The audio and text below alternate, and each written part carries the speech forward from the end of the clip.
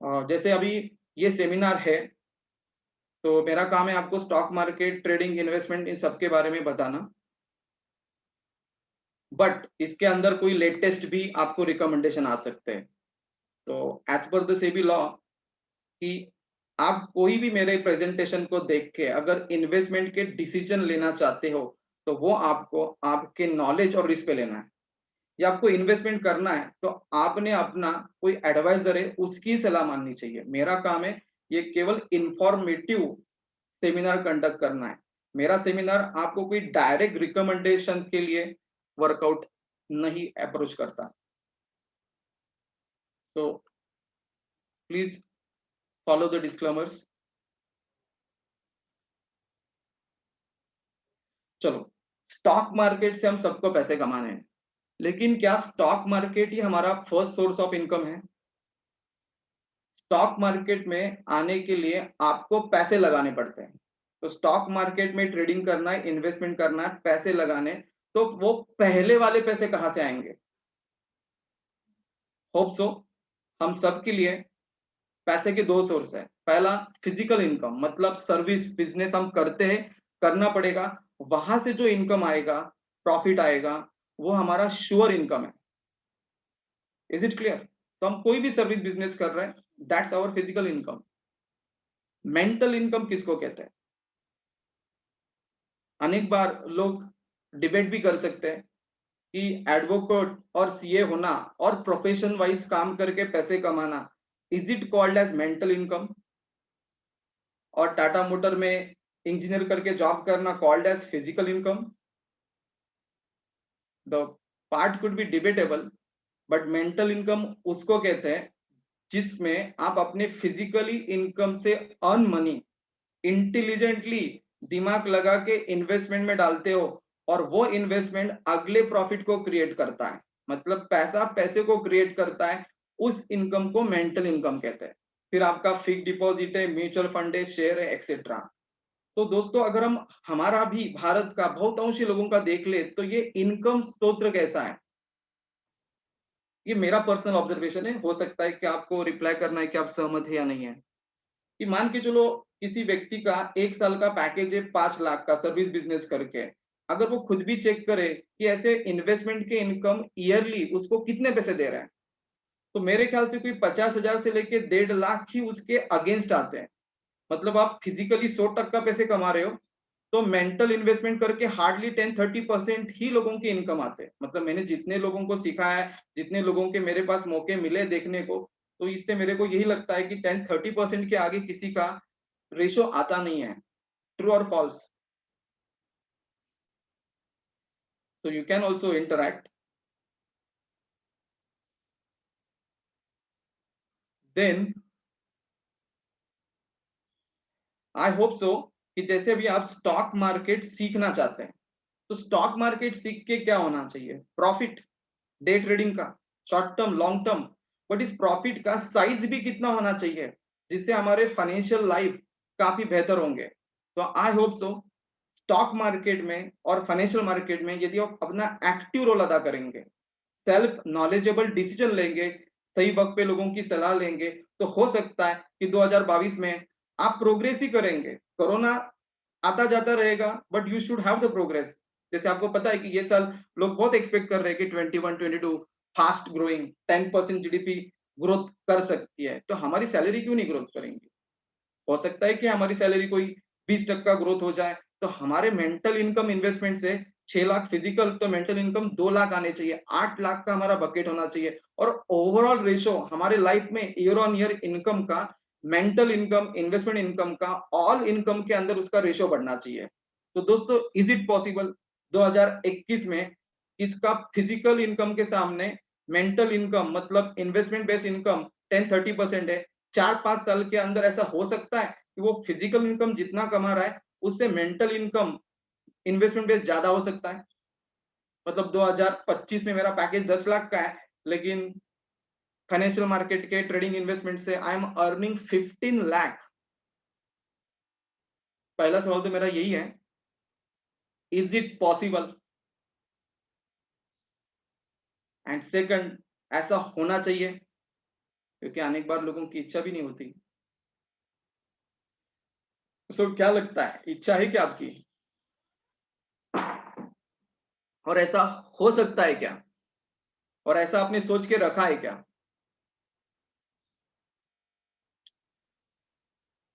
Stock market और financial market का knowledge और उसकी ट्रेडिंग इन्वेस्टमेंट अपॉर्चुनिटी आपको भरपूर मौका देंगी कि आपकी बैकग्राउंड ना हो, फैमिली की बैकग्राउंड ना हो, महज 2-5 सालों में आप इस टर्न अराउंड को हासिल कर सकते हैं। हाँ, इसको हासिल करने के लिए आपको सिंगल इंडिपेंडेंट हेल्प करनी पड़ेगी या सिंगल इंडिपेंडेंटली आपको प्रयास करने पड़ेंगे। ऐसा नहीं होगा कि हर जगह पे कोई दूसरा ही व्यक्ति आपको मदद करेगा और आपका फाइनेंशियल मार्केट में इंप्रूवमेंट होगा। This is not going to happen. आपको अपना खुद का इन्वॉल्वमेंट डालना बहुत जरूरी है।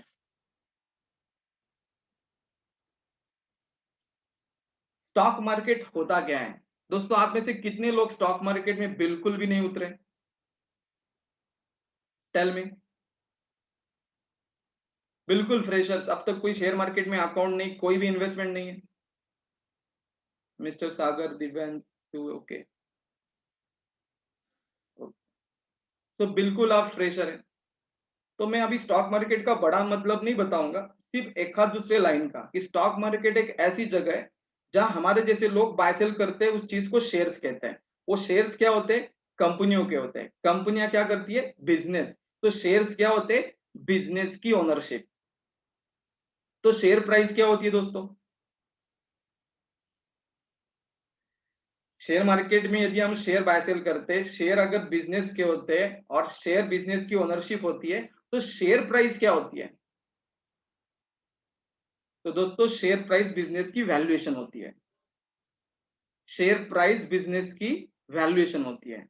और ये बिजनेस की वैल्यूएशन बार बार ऊपर नीचे हो सकती है अनेक लॉजिकल फैक्ट्स के ऊपर से, और जिसके वजह से आपको इंट्राडे, शॉर्ट टर्म ट्रेडिंग और लॉन्ग टर्म इन्वेस्टमेंट ऐसे अनेक मौके मिलते हैं। और इतने सारे मौके अक्सर दूसरे एसेट्स में नहीं मिलते। रियल एस्टेट इन्वेस्टमेंट हो सकता है लेकिन इंट्राडे शॉर्ट टर्म ट्रेडिंग नहीं है। सेम टू द एफडी है। ऐसे वेरियस फाइनेंशियल एसेट्स है जिसमें इन्वेस्टमेंट किया जा सकता है लेकिन बहुत ही कम वक्त का ट्रेडिंग और इंट्राडे पॉसिबल नहीं है। लेकिन शेयर्स ये सारी ऑप्शंस आपको बखूबी देता है। चलो, बिफोर द सब्जेक्ट एंड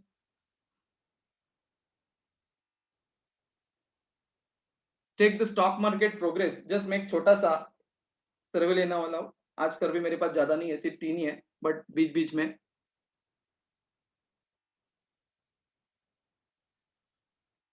तो दोस्तों जस्ट पहला क्वेश्चन है, to grow stock market knowledge which is the best source? Broker की सलाह और एडवाइस ये हमारे लिए बेहतर विकल्प है, या खुद स्टॉक मार्केट में अपना दिमाग लगा के रिसर्च एंड डेवलपमेंट करें? या यूट्यूब में तो इतने शानदार वीडियो आते हैं, इतने शानदार एडिटेड, हाँ, इनोवेटिव, इनको हम पढ़ते रहें?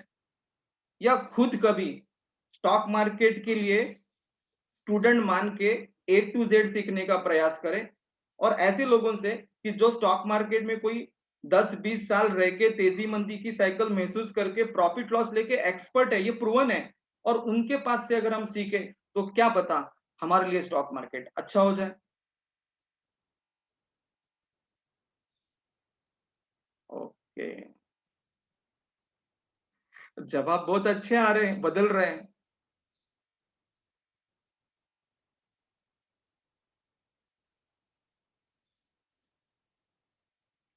तो दोस्तों 83% लोगों को क्लासरूम ट्रेनिंग एक्सपर्ट लोगों से सीखना सही लग रहा है। 16% लोगों को यूट्यूब वीडियो सही लग रहा है। 27% लोगों को सेल्फ फॉर्मूले, क्वेश्चन मार्क।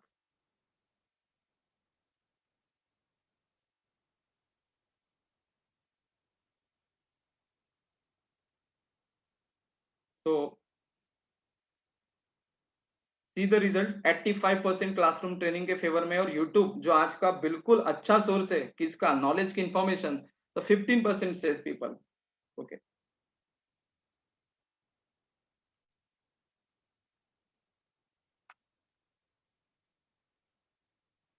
तो दोस्तों just begin to the stock market. Stock market से क्या करना है? ट्रेडिंग, इन्वेस्टमेंट और पैसे कमाने हैं, पैसे कमाने का क्या करना है बाद में? तो अनेक बार लोग कहते हैं कि स्टॉक मार्केट से पैसे कमाएंगे ना, उसे वापिस शेयर लेंगे और बार बार शेयर बाय सेल करते रहेंगे, प्रॉफिट को बढ़ाते रहेंगे, फिर से नए शेयर लेते रहेंगे, बट वो होता रहेगा। जस्ट एक छोटा सा सवाल है आपके लिए, जो स्टॉक मार्केट के लिए कनेक्टेड होता है कि नहीं, वो आपने चेक करना है कि एक साइकिल आप खरीदने के लिए जाए तो उसकी कॉस्ट 36,000 है और एक कॉम्पैक्ट एसयूवी खरीदने के लिए जाए क्विड तो 5.5 लाख है। तो मेरा बेसिक सवाल है कि हमारे पास इस वक्त इसमें से कौन से पैसे होना सही है?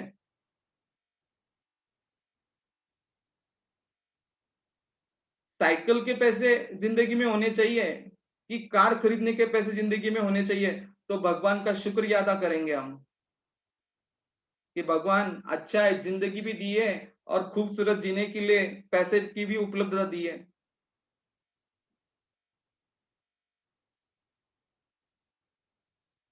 ओके, कार के पैसे होने चाहिए ऐसे बहुतांश लोगों को लगता है।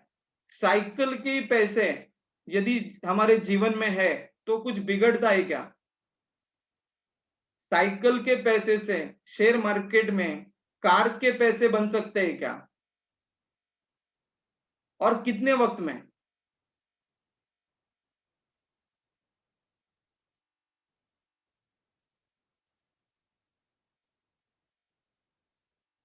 कितने वक्त में बन सकता है?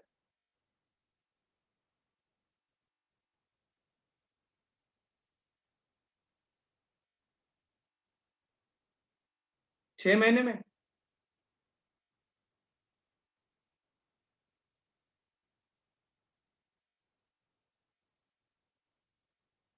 2 साल में? ओके,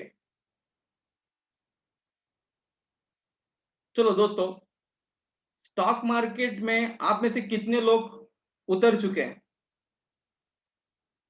स्टडी कर रहे हैं, अच्छा प्रयास कर रहे हैं, स्टडी करने का सीक्वेंस पता है? जैसे सेशन स्टार्ट होने के पहले मुझको अनेक लोगों ने पूछा कि स्टॉक सिलेक्शन कैसे करना है। आई डोंट नो, मैं आपके मदद से काम करने वाला हूं, स्टॉक सिलेक्ट कैसे करते हैं।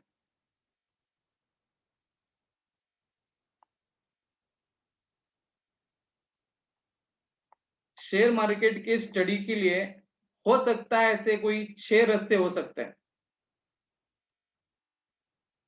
चार्ट्स देख के स्टडी करते होंगे लोग, रिजल्ट के ऊपर, कैंडलस्टिक के ऊपर, न्यूज के ऊपर, और शेयर प्राइस देख के लोग कहते हैं ना प्राइस मैकेनिज्म वॉट, और इंडिकेटर एंड ऑस्किलेटर। हो सकता है कि शेयर मार्केट के स्टडी के लिए ये सबसे 6 अच्छे रास्ते हैं। तो आप बता सकते हैं कि ये रास्ते कैसे अपनाने हैं एक साथ सारे, कि एक के बाद एक रास्ते अपनाने हैं, या इन सभी चीजों को घटने का शेयर मार्केट में एक बाय डिफॉल्ट क्रम है? मतलब चार्ट, रिजल्ट, न्यूज ये सारे एक साथ देखने हैं क्या, या ये घटने के लिए भी एक साथ घटते नहीं कभी? तो ये सारी चीजें घटने के लिए कभी एक साथ घटती नहीं, तो सारी चीजें एक साथ देखती ही क्यों है? क्या लगता है कि सारी चीजें एक साथ घटती है, एक साथ न्यूज आती है, एक साथ रिजल्ट आता है, या एक के बाद एक घटते हैं? और फिर सीखने का, समझने का रास्ता कैसे बनाना चाहिए? चलो, अगर एक के बाद एक घटते होंगे तो आपको फटाफट बताना है इन सब में से सबसे पहला क्या घटेगा। Very quick. शेयर मार्केट विश्व भर में चलता है, सेम होता है, कंपनियों के नाम बदलते, बाकी pricing mechanism, market mechanism remain same. सबसे पहले क्या बनेगा? तो दोस्तों, सबसे पहले प्राइस नहीं बनती, सबसे पहले न्यूज आते हैं, कंपनी, इंडस्ट्री, इकोनॉमिक न्यूज, इसका पहला क्रम है। दोस्तों, दूसरा क्रम क्या है शेयर मार्केट में घटने का? अनेक बार ये चीजें शेयर मार्केट में एक साथ नहीं घटती, एक के बाद एक घटती है। What's the second number? पहला न्यूज, सेकंड रिजल्ट। कंपनियों के रिजल्ट साल में 4 बार आते हैं, तब जाके आपको ईपीएस, बुक वैल्यू बनता है, जिससे शेयर प्राइस बनने का कैलकुलेशन तैयार होता है। तीसरा नंबर,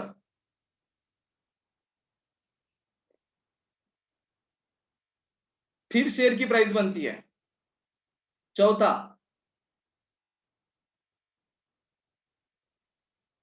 फिर कैंडलस्टिक बनती है, क्योंकि कैंडलस्टिक बनने के लिए क्या लगता है, ओपन हाई लो क्लोज। तो जब तक शेयर प्राइस नहीं बनेगी कैंडलस्टिक कहां से बनेगा। उसके बाद चार्ट्स क्रिएट होते हैं, क्योंकि चार्ट्स पे कैंडलस्टिक आते हैं और कैंडलस्टिक के अंदर शेयर प्राइस आती है, बराबर। और लास्ट, इंडिकेटर एंड ऑस्किलेटर। मेरे पास दो लॉजिक्स है आपको क्लियर करने के लिए। क्या ये शेयर मार्केट की सारी घटनाएं एक साथ घटती है कि एक के बाद एक ही घटती है। अगर वो एक के बाद एक ही घटती है तो ये क्रम सही है कि गलत है। एक के बाद एक घटती है ऐसे लगता है, तो ये क्रम सही है कि गलत है।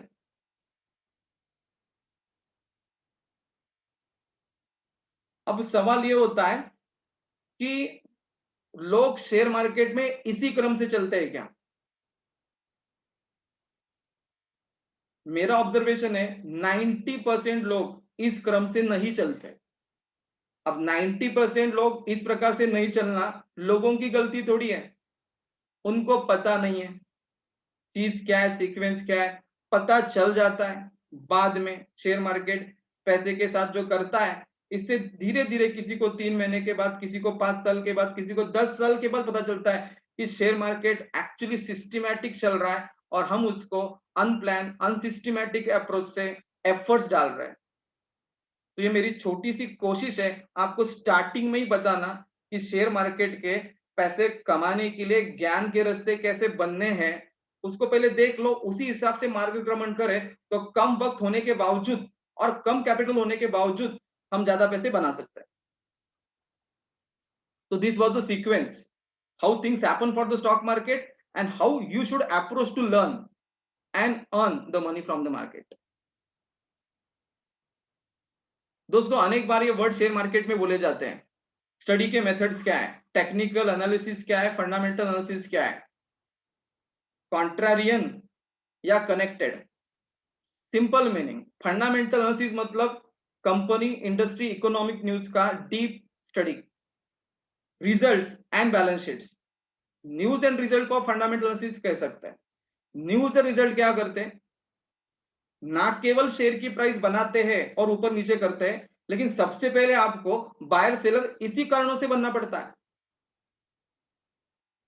अगर पैंडेमिक टू इंडिया में नहीं आती है और इंडिया का ग्रोथ स्लो नहीं होता है तो शेयर मार्केट गिरेगा क्यों 7-10 दिनों से। क्रूड ऑयल के रेट बढ़ नहीं रहे तो डॉलर के रेट क्यों बढ़ेगा। और क्रूड के डॉलर के रेट बढ़ना स्टॉक मार्केट के लिए नेगेटिव साबित हो रहा है क्या, तो मार्केट बेरिश क्यों जा रहा है। तो सबसे पहले बुलिश और bearish for the market and stock तो हम न्यूज से बनते हैं और रिजल्ट से बनते हैं। तो बायर सेलर बनना और शेयर की प्राइस बनना और ऊपर नीचे होना, इसमें एक ही कारण है, fundamental analysis news and result.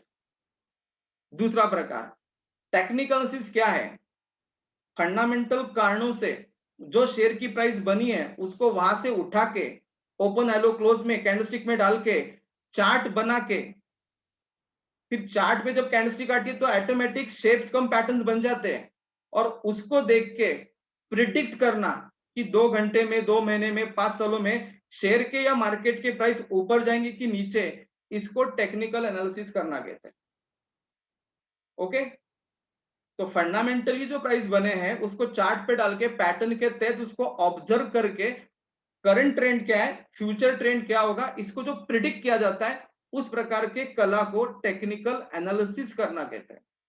तो दोस्तों एटलीस्ट बेसिक प्राइमरी मीनिंग को रिलेशन क्लियर है। कंक्लूडिंग सवाल, टेक्निकल एनालिसिस हमारे लिए कॉन्ट्रारियन है कि कनेक्टेड सब्जेक्ट है फॉर स्टॉक मार्केट। अगला पार्ट है कि आपको स्टॉक मार्केट में ट्रेडर बनना है कि इन्वेस्टर, दोनों में से एक की दोनों। सवाल लोगों के मन में रहता है, लोग वापिस इसको पूछते रहते हैं क्या क्या होता है सब कुछ। वक्त कम है, थोड़ा ही बता सकते हैं हम। ट्रेडिंग मींस क्या है और इन्वेस्टमेंट मींस क्या है, तो थोड़ा सा 4-5 पॉइंट का वर्णन है। ट्रेडिंग एक ऐसी बाय सेल एक्टिविटी है कि जहां आप कम वक्त लेंगे, minutes, our and days, may be few weeks. Investment एक ऐसी एक्टिविटी है जो आप 2, 4, 6 महीने के अंदर बाय सेल करना पसंद करेंगे, तो टाइम लैग है उसको। ट्रेडिंग के लिए अक्सर पैसा कम लगाना पड़ेगा क्योंकि लिवरेजिंग मिलती है 5-10 गुना। इन्वेस्टमेंट के लिए ज्यादा पैसा लगाना पड़ेगा क्योंकि 100% कैपिटल देना पड़ेगा T+2 में, और पोर्टफोलियो वगैरह बनाने तो कम पैसे में वो जनरली बनता नहीं है, थोड़े थोड़े करके पैसे ज्यादा ही इकट्ठा करने पड़ेंगे। क्लियर? हाँ, ट्रेडर किस ट्रेंड से पैसे कमा सकता है? तेजी से भी कमा सकता है, मंदी से भी पैसे कमा सकता है, फ्लक्चुएटिंग मार्केट भी हो ना, वोलाटाइल, हाईली, ट्रेडर मार्केट से पैसे बना ही सकता है। बट इन्वेस्टर जो होता है ना, जो शेयर लेके डीमैट अकाउंट में रखता है, उसको केवल प्राइस की एक ही दिशा से जनरली पैसे मिलते हैं, और वो है तेजी। देन ट्रेडर को अपॉर्चुनिटी कितनी है पैसे बनाने की? I think multiple with in our and days है। बार बार ट्रेंड बदलते रहते और चार्ट आपको कम वक्त में तेजी मंदी बताते रहते, तो दैट्स वाई ट्रेडर के लिए अपॉर्चुनिटी की कोई डरती नहीं है, चाहिए उतने गिन सकते हैं। आप पागल हो जाएंगे, इतने अपॉर्चुनिटी पे ट्रेड करना है क्या? बाकी जो इन्वेस्टर्स है, जिसको ज्यादा पैसे लगाने, स्टॉक लेना है, पोर्टफोलियो बनाना है, उसको इतने जल्दी फ्रीक्वेंटली अच्छे सेक्टर या अच्छे कंपनियों की अपॉर्चुनिटी आवरली बेसिस पे, डे बेसिस पे नहीं मिलती, वो या तो वीक या मंथ बेसिस पे ही कुछ ना कुछ मिलती रहती है। ट्रेडिंग करने के लिए, ट्रेडर बनने के लिए पहला तैयारी कौन सा चाहिए स्टडी का? आई थिंक जैसे स्टार्टिंग में बहुत सारे लोगों ने सवाल पूछा कि क्या सर क्या आप एक्सपेक्ट कर रहे हो कि इंट्राडे के लिए किसी ने न्यूज एनालिसिस करके इंट्राडे करनी चाहिए? सवाल तो बिल्कुल सही है, ऐसे सवाल सबके मन में होते हैं, बट जवाब क्या होते हैं ना, अगर आप ट्रेडर बनना चाहते हो तो सबसे पहला पार्ट है लेवल 1 ऑफ योर अंडरस्टैंडिंग। आपको टेक्निकल एनालिसिस आना चाहिए, 101% आपने टेक्निकल सीखना चाहिए। अगर आपको चार्ट बेस्ड ट्रेंड फोरकास्टिंग आता ही नहीं है, तो ट्रेडिंग में स्ट्रगलिंग नाम की चीज आगे खड़ी है। और आप इन्वेस्टमेंट करना चाहते हो तो फंडामेंटल एनालिसिस आपका पहला लेवल टू लर्न है, ये एटलीस्ट पहला है। इसके बाद दूसरा सोचो।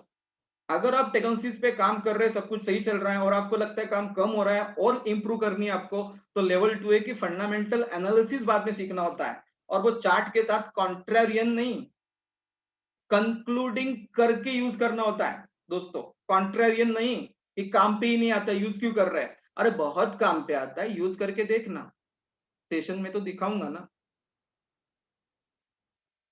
इन्वेस्टर्स को फंडामेंटल एनालिसिस पे स्टार्ट और एंड नहीं करना चाहिए, टेक्निकल एनालिसिस भी उसके साथ जोड़ना चाहिए। इन्वेस्टमेंट में फंडामेंटल के साथ टेक्निकल एनालिसिस जोड़ने से कुछ कॉन्ट्रारी होता है क्या? चलो मैं आपको एक सिंपल चीज बताता हूं। जब आप न्यूज पढ़ते और रिजल्ट पढ़ते और उसके बाद तेजी मंदी का मीनिंग निकालते, तो मीनिंग आपका होता है कि सबका होता है? चलो दोस्तों फटाफट बताओ।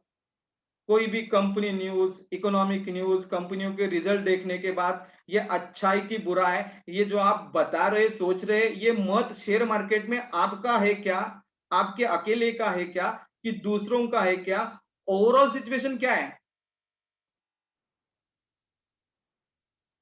तो रिजल्ट अच्छा है ये पढ़ के हो सकता है पहला आपका ही मत बनता है, ये रिजल्ट अच्छा है, ये दूसरों को भी अच्छा लगा है क्या, आपके पास उसको चेक करने के लिए, प्रूव करने के लिए ज्यादा स्कोप क्या है?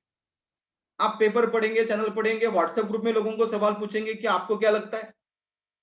कितने लोग आपके पोल में आ सकते हैं? 5, 20, 50, 100? 100, 200 लोगों के अलावा कोई आपके न्यूज रिजल्ट को ना समर्थन नहीं देगा, वो बोलेगा मैं तो ये स्टॉक ले नहीं रहा। बट जब आप न्यूज रिजल्ट बुलिश है और उसके बाद उसका चार्ट उसी वक्त का देखे, तो चार्ट के ऊपर ट्रेंड होता है क्या उस वक्त सभी लोगों के फंडामेंटल का indirectly majority view bullish bearish वहां दिखता है? तो चार्ट्स क्या करता है, मेजॉरिटी लोगों की तेजी मंदी की सोच उस वक्त के आपको दिखाता है। तो ये बहुत ही गोल्डन कॉम्बिनेशन कैसे होता है कि रिजल्ट अच्छा है, ये मेरे सही प्रकार के एनालिसिस से प्रूवन है, और उस वक्त पैटर्न भी बुलिश है, ये सही ढंग के टेक्निकल एनालिसिस से प्रूवन है। अगर वो दो कॉम्बिनेशन जुड़ते हैं कि I am expert to analyse figures and news and it outcome is positive, I am also expert to analyse the charts, क्योंकि उसके अनेक प्रकार होते हैं एनालिसिस के। लोग खुद कंफ्यूज हो जाते हैं कौन सी तरीके यूज करें। टेक्निकल से कंफ्यूज नहीं होते, उसके तरीकों से कंफ्यूज होते हैं। तो दोनों ही चीजें आउटकम अगर पॉजिटिव निकालती है, और निकालेंगे क्यों नहीं भैया। सिप्ला का रिजल्ट अच्छा आएगा तो क्या विप्रो का चार्ट बुलिश होगा क्या, या सिप्ला का रिजल्ट अच्छा है तो क्या डॉक्टर रेड्डी का चार्ट बुलिश होगा क्या। सिप्ला का रिजल्ट सचमुच में अच्छा है और शेयर मार्केट के प्राइसिंग नेचर से वो सचमुच अच्छा है, तो सिप्ला का ही स्टॉक का चार्ट बुलिश होता है। ट्रू और फॉल्स। सिप्ला का रिजल्ट अच्छा है तो चार्ट बुलिश किसका होगा भैया, निफ्टी का क्या, कि बैंक निफ्टी, कि टाटा स्टील, कि अरबिंदो फार्मा। और फिर ये स्टडी कॉन्ट्रेरियन जा ही कैसे सकता है। दिक्कत है कि स्टडी करना, एक सब्जेक्ट की स्टडी सही करना, दिक्कत है कि दोनों स्टडी कर लेना, बाकी दोनों स्टडी करने के बाद दिक्कतें नहीं रहती। अगला, टारगेट किसको चाहिए, ट्रेडर की इन्वेस्टर। टारगेट 1 2 3 किसको चाहिए, ट्रेडर की इन्वेस्टर। Very quick. तो दोस्तों होता क्या है कि टेक्नोलॉजीज आपको बहुत सारे टारगेट दे सकता है, फंडामेंटल बहुत कम टारगेट देता है, बराबर। टेक्नोलॉजीज स्टॉप लॉस ज्यादा एक्यूरेट दे सकता है, फंडामेंटल के स्टडी पे स्टॉप लॉस जनरली नहीं मिलते। तो बी अवेयर, क्या फंडामेंटल एनालिसिस कर रहे हो, स्टॉप लॉस ढूंढ के दे रहे हैं। रिजल्ट बेस्ड प्राइस फोरकास्ट हो सकता है, लेकिन रिजल्ट बेस्ड स्टॉप लॉस नहीं मिलता कभी। सपोर्ट रेजिस्टेंस चार्ट के ऊपर बहुत आसानी से मिलते हैं, लेकिन फंडामेंटल एनालिसिस से सपोर्ट रेजिस्टेंस निकालना काफी टेढ़ी बात है। आप कभी सुने ही नहीं होंगे किसी ने वैल्यूएशन बेस्ड सपोर्ट रेजिस्टेंस निकाला है प्राइस का। निकाल सकते हैं बट बहुत डिफिकल्ट है वो। टेक्नोलॉजीज के स्टडी बहुत कम वक्त में खत्म होते हैं, मतलब 5-15 मिनट में एक स्टॉक का तेजी मंदी खत्म कर से, लेकिन फंडामेंटल एनालिसिस करना है किसी स्टॉक का और सेक्टर का, पहले से ज्ञान ही नहीं है और उसको लेके आउटकम निकालना है तेजी मंदी, तो आपको कोई घंटे या दिन या हफ्ते जा सकते हैं। टेक्निकल एनालिसिस की एक्सपर्टाइज 2-3 महीने में आ सकती है, फ्यू मंथ्स। फंडामेंटल एनालिसिस की एक्सपर्टाइज कम से कम 2-3 साल के अंदर ही आती है। तो दोस्तों ये ऑब्जर्वेशन है मेरे या सब्जेक्ट के, क्या लगता है कितने सही है कितने गलत है। टेक्निकल और फंडामेंटल के जो पैरामीटर्स है वो कितने सही और कितने गलत है, क्या दे सकता है क्या नहीं दे सकता है, कितना वक्त लग सकता है एक्सपर्टाइज के लिए।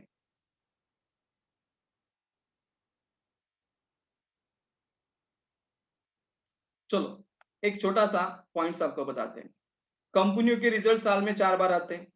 अभी दिसंबर क्वार्टर के रिजल्ट आके गए, अभी मार्च क्वार्टर के आएंगे, अगले 60 दिनों में अप्रैल में मार्च क्वार्टर के रिजल्ट आएंगे। ओके, तो रिजल्ट्स में क्या देखना है, सेल्स ग्रोथ, प्रॉफिट मार्जिन, फिर अलग रेशोज क्या है, पी रेशो, डेब्ट इक्विटी रेशो, ऐसे बहुत सारे रेशोज है। तो इस रेशो को ratio analysis financial statement study कहते हैं, और उसका सबसे अच्छा रॉ मटेरियल शेयर मार्केट में बार बार उपलब्ध होता है, हर 3-3 महीने के बाद के रिजल्ट्स। तो दोस्तों आप रिजल्ट देखते हैं क्या, और रिजल्ट आपके लिए और शेयर मार्केट के लिए यूजफुल हो रहे हैं क्या। एग्जाम्पल, आइशर मोटर शेयर का रेट 2521 है, हीरो मोटर शेयर का रेट 2912 है करंट प्राइसेस है, टीवीएस मोटर के शेयर के प्राइस 565 है। ये तीनों ही stock almost two wheeler category की कंपनीज हैं। इसमें से कोई एक ही स्टॉक लेना है चीपर चीपर प्राइस वाला, तो वो कौन सा होगा दोस्तों। हीरो मोटर 2900 पे महंगा है कि टीवीएस मोटर 568 पे सस्ता है। क्योंकि बायर शेयर नहीं खरीदता, बायर सस्ते में शेयर खरीदता है, सस्ते वाले नहीं, सस्ते में शेयर खरीदता है।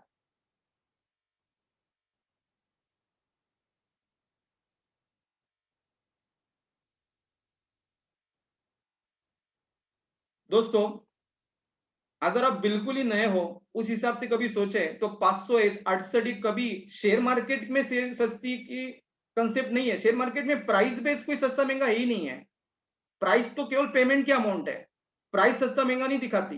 प्राइस बेस्ड जो उसका वैल्यूएशन कनेक्टेड है वो सस्ता महंगा आपको चीज दिखाता है। हाउ, लुक, ₹568 वाला ये टीवीएस मोटर उसके अर्निंग पर शेयर के नेट प्रॉफिट के इक्वल पोर्शन से 71 टाइम कॉस्टली है, और टीवीएस मोटर की 568 ये प्राइस उसके बुक वैल्यू के 8 टाइम कॉस्टली है। या रेशो है market price to book value ratio, मतलब शेयर की मार्केट प्राइस बुक वैल्यू से कितनी मल्टीपल कॉस्टली है। पी रेशो, शेयर की प्राइस उसके कमाई पर शेयर से कितने गुना कॉस्टली है। तो कैसे दिखता है ना कि हीरो मोटर जिसकी प्राइस तीनों में सबसे ज्यादा है 2900, वो तो उसके कमाई के सिर्फ 22 गुना ज्यादा है, और मुकाबले में टीवीएस मोटर सिर्फ 71 गुना ज्यादा है। सिर्फ नहीं, बहुत। तो हुई चीपर। तो दोस्तों हीरो मोटर चीपर है। तो दोस्तों ये सस्ता और महंगी की पहचान आपको टेक्निकल एनालिसिस करके देगा कि फंडामेंटल का रेशियो एनालिसिस। शेयर मार्केट के हिसाब का सही मायनों का चीपर एंड कॉस्टली कंसेप्ट कौन देगा आपको? चार्ट्स की रिजल्ट एनालिसिस? ये आपको अपने दिमाग में क्लियर करना है। मुझको जवाब दिया तो भी अच्छा है, मन में दिया तो भी अच्छा है, क्योंकि मेरा पॉइंट है आपको पॉइंट टू पॉइंट क्लैरिटी देना। इसलिए दोस्तों चीपर और कॉस्टली प्राइस बेस नहीं कि 500 वाला सस्ता 2000 वाला महंगा, प्राइस को वैल्यूएशन अटैच्ड है। ईवी इबिटा, पी रेशो, डेब्ट equity ratio, market based book value ratio, ऐसे वेरियस रेशोज है जिसकी वजह से सस्ते महंगे की पहचान होती है। आप म्यूचुअल फंड वालों को जाके पूछो ना, HDFC mutual fund, Tata mutual fund, 10-10-15 lakh crore रुपयों का पोर्टफोलियो वो जनरली मैनेज करते हैं आपके एसआईपी का ना। तो उनको पूछो सस्ता महंगा कैसे डिसाइड करते हो आप। अगला पार्ट, तो पॉइंट क्लियर। नेक्स्ट पॉइंट, एक छोटा सा मैं स्टडी आपको बताता हूं। Cement industry as a sector, industry good और bad for investment currently also. तो सीमेंट इंडस्ट्री की लेटेस्ट क्या सीन है कि स्ट्रांग रूरल ग्रोथ है, एक्सपोर्ट बढ़ रहे हैं, गवर्नमेंट के जो मैन्युफैक्चरिंग इंसेंटिव स्कीम में सीमेंट सेक्टर आता है। ओके, हाउसिंग सेक्टर की डिमांड बढ़ रही है। टीयर 2 टीयर 3 सिटीज मतलब कौन से? पुणे नहीं, I think tier 2 tier 3 cities मतलब दोस्तों कौन से होते हैं? गाजियाबाद, फरीदाबाद, कोल्हापुर, सोलापुर, इसको टीयर 2 टीयर 3 सिटीज कहते हैं। यहाँ smart recovery and urban housing, ग्रामीण भारत का शहरी भारत हो रहा है, अर्बनाइजेशन, बराबर। और इंफ्रास्ट्रक्चर के कई प्रोजेक्ट जो पुराने अटके हुए हैं गवर्नमेंट क्लियर कर रही है और नए प्रोजेक्ट बढ़ा रही है। सागरमाला प्रोजेक्ट इसी सरकार का है ना, पोर्ट को कनेक्ट करना। अब सी पोर्ट को कनेक्ट करते वक्त सीमेंट लगता है कि नहीं लगता है? दोस्तों क्या लगता है, सागरमाला प्रोजेक्ट जो कोस्टल पोर्ट्स के पोर्ट्स को कनेक्ट करता है, तो इसमें सीमेंट लगेगा कि नहीं लगेगा? ऑल ओवर इंडिया सीमेंट की डिमांड पिछले क्वार्टर में कैसी थी देखो। यहां आप देख सकते हैं इंफ्रास्ट्रक्चर डिमांड 5 जोन्स में हाइयर है, रेसिडेंशियल इंफ्रास्ट्रक्चर हाइयर है, रूरल हाइयर है, हाउसिंग हाइयर है, ओके, एंड कमर्शियल केवल वेस्ट और साउथ में लैगिंग है। तो all over India zone wise और सेक्शन वाइज सीमेंट की डिमांड स्ट्रॉन्गर है। तो सीमेंट स्टॉक्स स्टॉक मार्केट में देखने चाहिए कि लेने चाहिए? अब एक कंपनी है उसका नाम है अल्ट्राटेक सीमेंट, शेयर बिल्कुल भी सस्ता नहीं है, 5-6 हजार रुपए वाला शेयर होता है। ये कंपनी ने पिछले 6-12 महीनों में अपना कर्जा 16,000 करोड़ से कम करके 9,400 करोड़ तक लाके रखा, जिससे उसका ऑपरेटिंग प्रॉफिट टू नेट डेब्ट रेशियो 0.73 आ गया है। ओके, एक्सपेंशन भी प्रोग्राम है, 7,400 करोड़ का कर्जा लास्ट दिसंबर क्वार्टर में उन्होंने कम कर दिया। और पिछले 6-12 महीने में इनकी कैपेसिटी यूटिलाइजेशन 80% है। जब कैपेसिटी यूटिलाइजेशन आपकी हायर होंगी तो you makes money. Production cost 1% कम कर दिए, बराबर। रूरल मार्केट के अंदर 3.5% सीमेंट की डिमांड बढ़ रही है। तो क्या सीमेंट सेक्टर सही चल रहा है, चलेगा आगे? और अल्ट्राटेक इसमें से सही कंपनी है।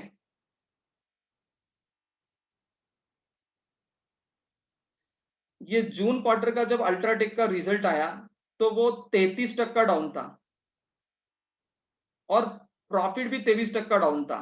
आई थिंक लास्ट ईयर का लॉकडाउन के बाद का पहला क्वार्टर, बराबर ना, जून 20 लॉकडाउन के बाद का पहला क्वार्टर। तो पहले क्वार्टर में अल्ट्राटेक कुछ पॉजिटिव साइन दे रहा है कि negative? Very quick. Sale 33% down है, प्रॉफिट 23% डाउन है। या तो हाफ पार्ट तो पूरा टोटल लॉकडाउन था, तब अल्ट्राटेक 3,900 था। हमारे वेरियस रिसर्च रिपोर्ट में टारगेट हमने तब भी रखे थे 5,800। लेकिन ऐसे रिजल्ट देख के तो लोग बोलेंगे यार ये निगेटिव पे क्यों लेना चाहिए ना, थोड़ा पॉजिटिव होने दो। सेकंड क्वार्टर जब आएगा सितंबर का, तो सितंबर में आप देखो पिछले लास्ट 5 क्वार्टर में उसका सेल्स जो निगेटिव जा रहा था, ईयर ऑन ईयर सेल्स सबसे हाईएस्ट है, 7% हाइयर सेल्स 9,600 करोड़ से 10,350 करोड़ हो गया। ऑपरेटिंग प्रॉफिट 2,000 करोड़ से 2,800 करोड़, 36% हाइयर है। मार्जिन 21% से 27%, अर्निंग पर शेयर 20 का 42। तो सितंबर क्वार्टर मतलब फुल अनलॉक हुआ था आई थिंक इंडिया। तो वाज दैट गुड और बैड अल्ट्राटेक?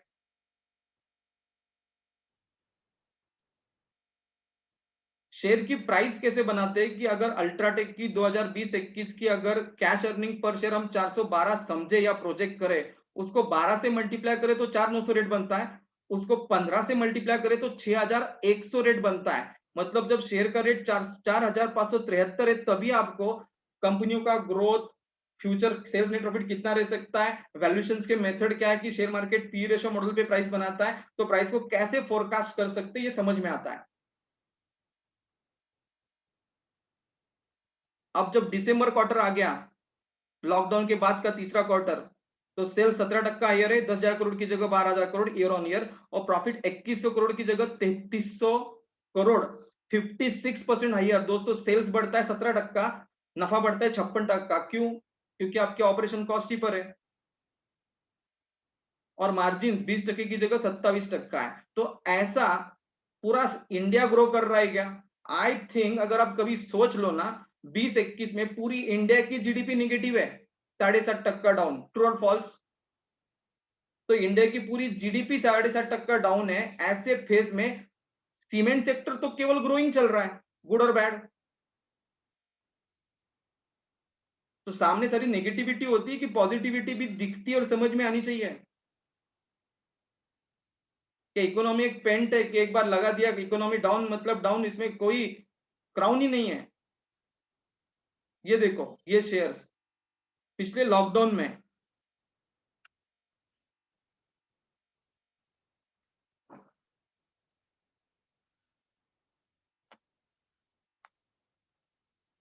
पिछले लॉकडाउन में ये शेयर्स 2,900 रेट पे था, और ये 2,900 का 6,800 होना, ऑलमोस्ट मोर देन 100% ग्रोथ 2020 के अप्रैल से अब तक के अप्रैल में।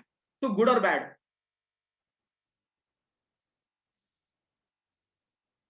तो क्या शेयर मार्केट में ऐसे रिटर्न आ सकते हैं कि economy down like cement stock sector is up? Study करके पता चलेगा, सेंसेक्स निफ्टी के आंकड़े देख के नहीं। आप में से अनेक लोगों ने शेयर लिए भी होंगे अल्ट्राटेक के, और आपको इतना रिटर्न आया होगा। भारत में अनेक लोगों ने शेयर लिया ही होगा ना, इसलिए तो शेयर क्रेडिट इतने बड़े हैं, बराबर? सो आपने लिए क्या, लेने चाहिए क्या?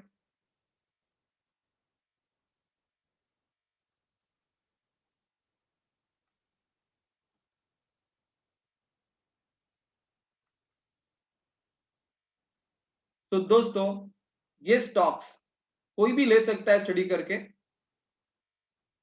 दिस इज माय इन्वेस्टमेंट, मेरा लॉकडाउन के पहले से इन्वेस्टमेंट है 2019 में। आप देख सकते हैं कि 25/4/17/3 करके 4,500 का इन्वेस्टमेंट है, बराबर? और मेरा सेलिंग देखो 6,400 6,900 तक है। तो लगभग 50 शेयर थे, 47 शेयर मैंने बेचे, और लगभग 91,000 प्रॉफिट बुकड है और 6,800 अनबुकड है। तो ऑलमोस्ट 1 लाख रुपए का गेन हो गया। अब मुझको इसलिए होगा क्योंकि मेरा स्टॉक मार्केट का अनुभव थोड़ा पहले से ज्यादा है। शानदार गलतियां मेरे जीवन में मैं पहले ही कर चुका हूं, तो अब तो गलतियों का दौर बरसाना नहीं है। बट दोस्तों क्या ऐसे अपॉर्चुनिटी स्टॉक मार्केट में आ सकते हैं जो हमारे एक्सपेक्टेशन से हायर है, इन्फ्लेशन से हायर है, एफडी से हायर है? और अभी भी अल्ट्राटेक सस्ता है कि महंगा है? 7,000 रुपए, कल ही उसका रेट 7,000 था। आप अगले 5-15 दिन भी देखेंगे ना तो ये स्टॉक भी ज्यादा गिरने वाला नहीं है, अगले 2-3 महीने में वापिस ये स्टॉक 7,500 तक जा सकता है। बट ये भी कॉस्टली नहीं है, लेकिन कॉस्टली की व्याख्या अगर हम ना बना पाए तो डिफिकल्ट होता है। बट आई सो ऐसे मौके आपको ढेर सारे मिल सकते हैं, और इसके लिए आपको इंडस्ट्री एनालिसिस, कंपनियों का एनालिसिस, न्यूज पढ़ना बेहद जरूरी है। और मार्केट के ऊपर सेंटिमेंटल बातें रख सकते हैं, लेकिन स्पेसिफिक सोच सेक्टर और कंपनी पे ज्यादा रखनी होती है। क्लियर?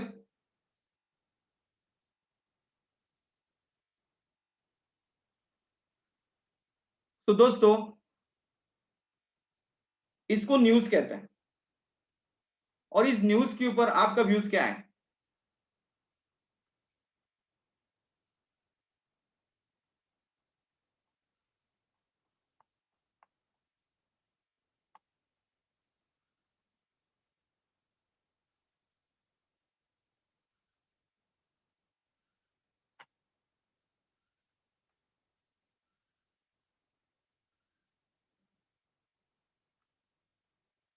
तो दोस्तों, ये जो न्यूज है ये इकोनॉमिक टाइम्स में आई हुई है। न्यूज का टाइटल क्या है कि ब्रेक्सिट, जो कभी 2016 में अनाउंस्ड है कि ब्रिटेन का यूरोप से बाहर निकलना है।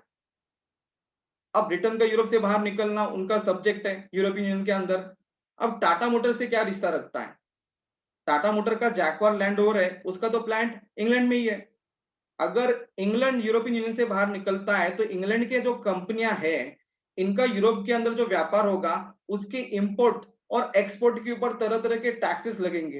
ये ना केवल आपके टर्नओवर पे लगेगा, एम्प्लॉयमेंट के भी बहुत सारे रूल्स होते हैं, वो एडवर्स हो जाएंगे, क्योंकि ये यूनियन में काम करना मतलब बेनिफिट से, यूनियन के बाहर रह के काम करना यूरोप में नॉन बेनिफिटेड है।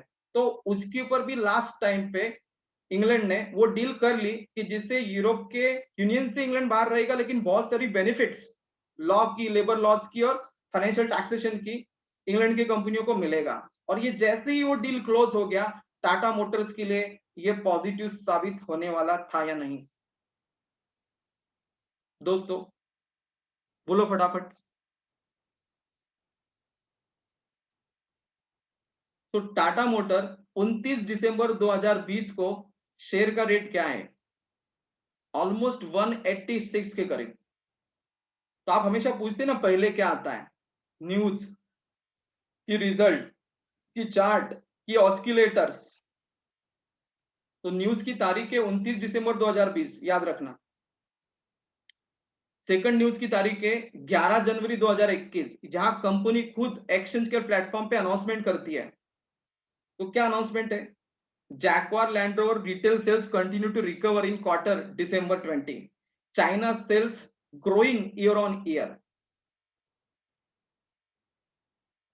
तो चाइना का ईयर ऑन ईयर जो सेल्स है वो 19% हाइयर है।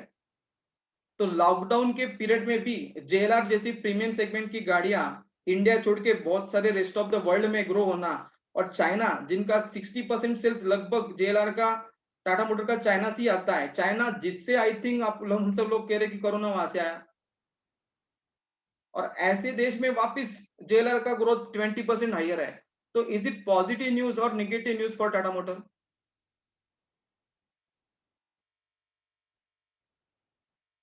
और is it sequential positive news?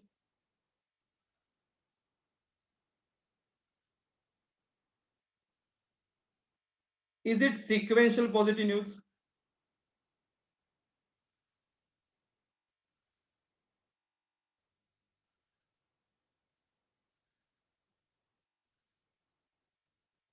Is it? तो एक न्यूज आपको आती है जेएलआर की, उसके पहले आती है आपको ब्रेक्सिट की। तो जब बैक टू बैक न्यूज आते हैं तो वो कनेक्ट तो हो ही जाते हैं शेयर बाजारों में। हम लोगों को कनेक्ट करना होता है, तो हमारा नॉलेज बढ़ के हमारा सिलेक्शन बेहतर होता है। ये आई थिंक समवेयर अराउंड 30 जनवरी के करीब, 30 जनवरी 2021 के करीब टाटा मोटर का रिजल्ट अनाउंस्ड है। तो ये रिजल्ट का बाइफरकेटेड है। जैसे सेल्स 5% हाइयर है, लेकिन हाईएस्ट इन लास्ट 5 क्वार्टर्स है। प्रॉफिट 12,000 करोड़ है, 54% ग्रोथ है, मार्जिन 11% की जगह 17% है, और अर्निंग पर शेयर 8 रुपए 7 पैसे है, जो लास्ट क्वार्टर में 87 पैसे है, मतलब ऑलमोस्ट 10 टाइम्स हाइयर। तो रिजल्ट अच्छे कि बुरे हैं? यूरोप की न्यूज है, जेएलआर की न्यूज है, बीच में इंडिया की भी न्यूज है, लेकिन सारे बताता रहूंगा तो वक्त नहीं बैठेगा। फिर ऐसे वक्त पे टाटा मोटर पे बुलिश होना चाहिए कि बेरिश? क्योंकि मार्केट के अंदर के अनेक लोग सालों से बेरिश हैं, क्योंकि बुलिश एंड बेरिश ये हमारी कोई पर्सनैलिटी होती है कि कोई स्टडी बेस्ड अप्रोच होता है? तो दोस्तों, ये टाटा मोटर का चार्ट है, डाउन ट्रेंड। ये 2016 से लेके 2021 तक का चार्ट है, इसके कैंडलस्टिक वीकली है। तो वीकली लेवल पे देखिए तो इसको डाउन ट्रेंड कहते हैं। मतलब 2016 से 2020 तक 4 साल लगातार टाटा मोटर 600 से ऑलमोस्ट, कभी यहां देखे ना तो पिछले लॉकडाउन के करीब 50 रुपए था, ऑलमोस्ट 90% प्राइस बिटन डाउन। देन वापिस धीरे धीरे ये स्टॉक ऊपर आने लगा, और ये आप देख रहे हैं नेकलाइन क्रॉस करके बुलिश, फिर नेकलाइन के ऊपर के टॉप्स करके तेजी का एक दमदार सिग्नल देने के लिए तैयार है। और ये महीना वापिस आपका जनवरी 2021 है, और उसी महीने के आसपास दिसंबर में जेएलआर के न्यूज, सॉरी दिसंबर में ब्रेक्सिट के न्यूज, जनवरी में जेएलआर के न्यूज, इंडियन डोमेस्टिक सेल्स भी टाटा मोटर का हायर था, रिजल्ट भी 30 जनवरी को बेहतरीन आया टाटा मोटर्स का। ऐसे वक्त में मेरे भी रिकमेंडेशन है 185 से लेके 210 पे बाय करना है, 45 दिन का टारगेट 240 है, 90 दिन का टारगेट 316 है, ट्रेंड रिवर्सल प्राइस 155 है। ट्रेंड रिवर्सल को आप स्टॉप लॉस भी समझ सकते हैं, ट्रेंड रिवर्सल को हम ऐसे भी कह सकते हैं कि इसके नीचे प्राइस गया, जिनको लॉस लेना है ले सकते हैं, या जिनको लगता है कि मेरे पास शेयर्स कम है या मेरी होल्डिंग कैपेसिटी अच्छा है, कंपनी फंडामेंटली स्ट्रॉन्ग प्रूवन है, they should buy and hold. Clear? तो मैं जनरली रिकमेंडेशन करते वक्त टेक्निकल के साथ साथ फंडामेंटल भी यूज करता हूँ। Market price to book value ratio 1.18 है, not such costly. P ratio बन नहीं सकता क्योंकि लॉस में कंपनी है, तो ईपीएस ही नेगेटिव बनता है, तो पी रेशियो का भी मतलब नहीं होता है। अलग मेथड से उसको एनालाइज किया जाता है। जब कंपनी लॉस मेकिंग है, ऐसा थोड़ी है कि कंपनी प्रॉफिट मेकिंग है तो वैल्यूएशन होगा। कंपनी लॉस मेकिंग है तब भी वैल्यूएशन होगा, क्योंकि शेयर खरीदना है, कंपनी खरीदना है, इसको तो पैसे देके खरीदना है, दाम तो होगा। दाम कैसे बनाएंगे, इसके अलग अलग मेथड कंपनियों के अलग अलग फाइनेंशियल कंडीशन पे यूज किए जाते हैं। जैसे एक ही डॉक्टर अलग अलग मरीजों को एक ही रोग के लिए अलग अलग डिस्क्रिप्शन देगा, वैसे ही शेयर मार्केट में रेशियो एनालिसिस के रेशियोज अलग अलग वक्त पे यूज किए जाते हैं। तो यहाँ पी रेशियो नॉट एप्लीकेबल लिखा है, इसका मतलब ये नहीं है कि इसका वैल्यूएशन नहीं होगा। पी रेशियो की जगह कैश पी, ईवी, इबिटा ऐसे रेशियोज होते हैं यूज करने के लिए। रिटर्न ऑन इक्विटी निगेटिव है 16%, क्योंकि when you are making losses आपको रिटर्न कहाँ आते हैं, वो निगेटिव आते हैं। इंडिकेटर स्टॉकिस्टिक आरएसआई बुलिश है, तो आपको बैलेंसिंग एक्ट करना पड़ेगा। चार्ट्स क्या कह रहे हैं, उसी कंपनी के न्यूज क्या कह रहे हैं, उसी कंपनी के रिजल्ट्स क्या कह रहे हैं। क्लियर? अब ये इकट्ठा करने से कंक्लूजन हो रहा है कि कंफ्यूजन? दोस्तों, टाटा मोटर की न्यूज इकट्ठा किए मैंने, रिजल्ट इकट्ठा किए, चार्ट इकट्ठा किए, इससे कंक्लूजन हो रहा है कि कंफ्यूजन?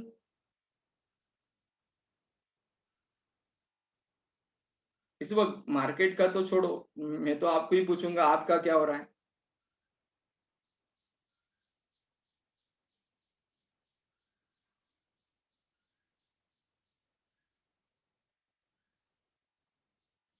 ओके, तो कंक्लूजन क्या हो रहा है? बाय की सेल, बुलिश की बेरिश?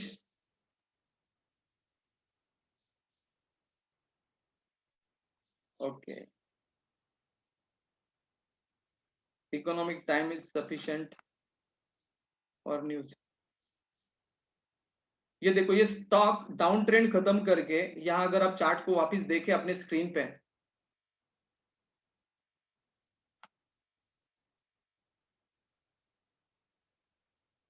ये स्टॉक 200 से 350 तक गया।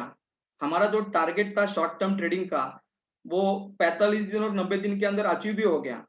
अब ये तो हम चार्ट से प्रेडिक्ट भी करते हैं, लेकिन चार्ट के साथ फंडामेंटल पता है, तो डायरेक्ट और इनडायरेक्ट दोनों ही पता है कारण तेजी क्यों आएंगी, जिससे नॉलेजेबल कॉन्फिडेंस आता है। ओवर कॉन्फिडेंस अलग चीज है, और नॉलेजेबल कॉन्फिडेंस अलग चीज होती है शेयर बाजार में।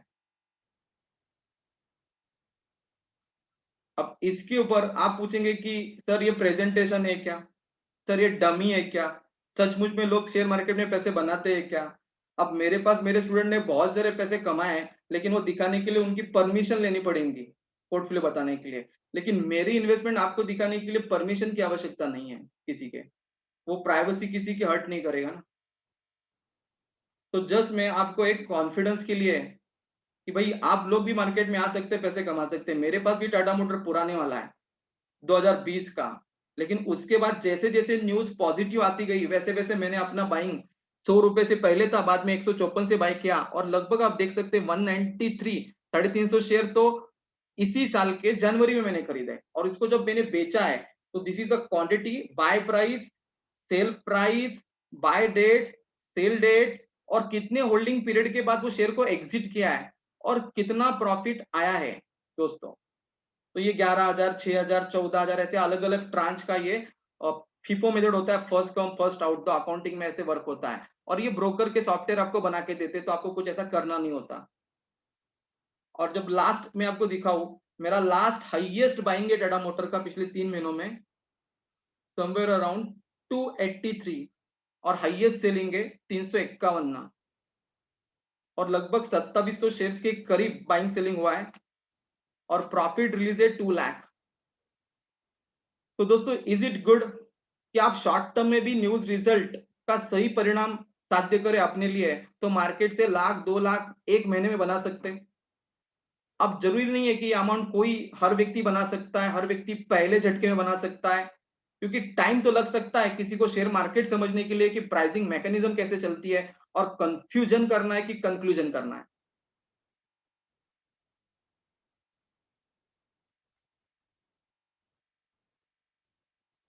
बिल्कुल, अभी भी टाटा मोटर के फंडामेंटल बुरे थोड़ी हुए हैं, जस्ट अभी तो सुधरे हैं। अभी अगर किसी ने मार्च क्वार्टर का इंडिया का इनका रिजल्ट देखा होगा, मंथली ऑटो सेल्स, तो एसयूवी से लेके कमर्शियल व्हीकल में 500% ग्रोथ है। अब मान के भी चले कि मार्च पूरा महीना लॉकडाउन नहीं था पिछले साल, but still 500% growth is not small, क्योंकि इसके पहले कोरोना के पहले 2018 में ऑटो में मंदी थी। तो ऑटो मंदी से पूरा ऑटो इंडस्ट्री इंडिया का रिकवर हो रहा है, बहुत सारे लीडिंग प्लेयर इंडिया के रिकवर हो रहे हैं। तो अभी तो मेरे ख्याल से ये जस्ट 20-30% शुरुआत है टाटा मोटर के अच्छे दिनों की, 70-80% पूरा पैच लेफ्ट है। और इसके लिए हर न्यूज कंपैरिजन रिजल्ट के साथ अपना अप्रोच रखना है, अपने भी गलत और दूसरों के भी गलत विचार के ऊपर अपना पैसा नहीं लगना चाहिए। तो ये जस्ट शुरुआत है।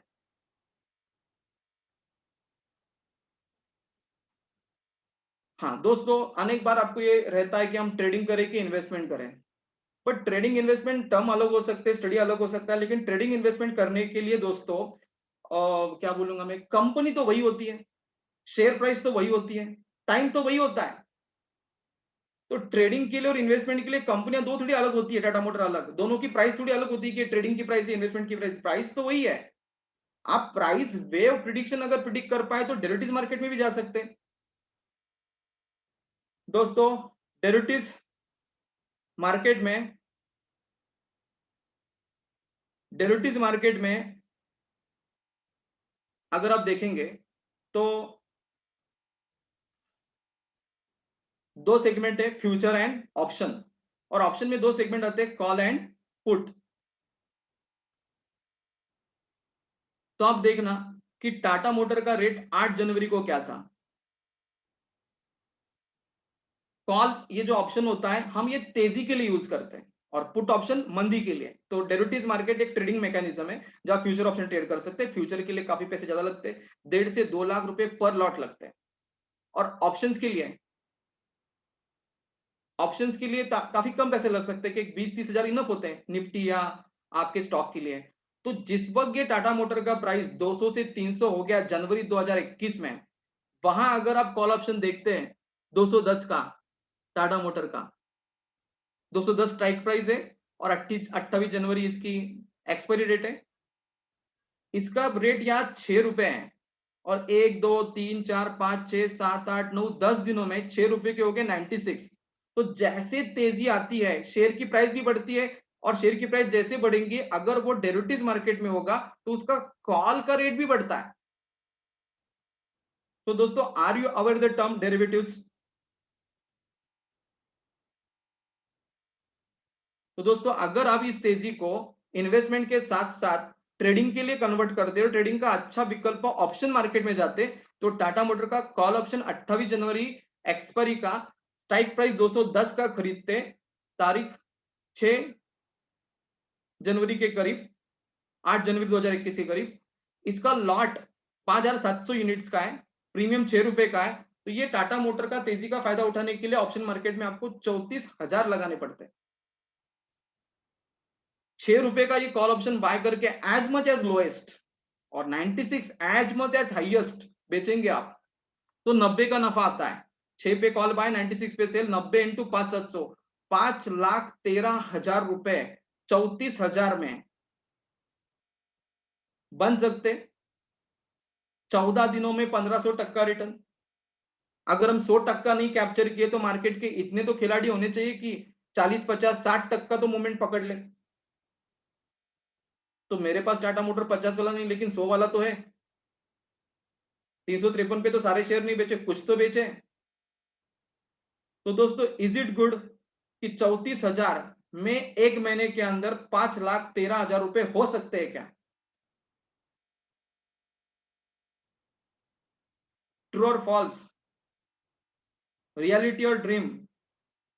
और जो मैंने स्टार्टिंग में कहे थे कि वो जो साइकिल के पैसे होते हैं ना 34,000 हीरो के, उसके अंदर एक महीने में 5 लाख बनते हैं।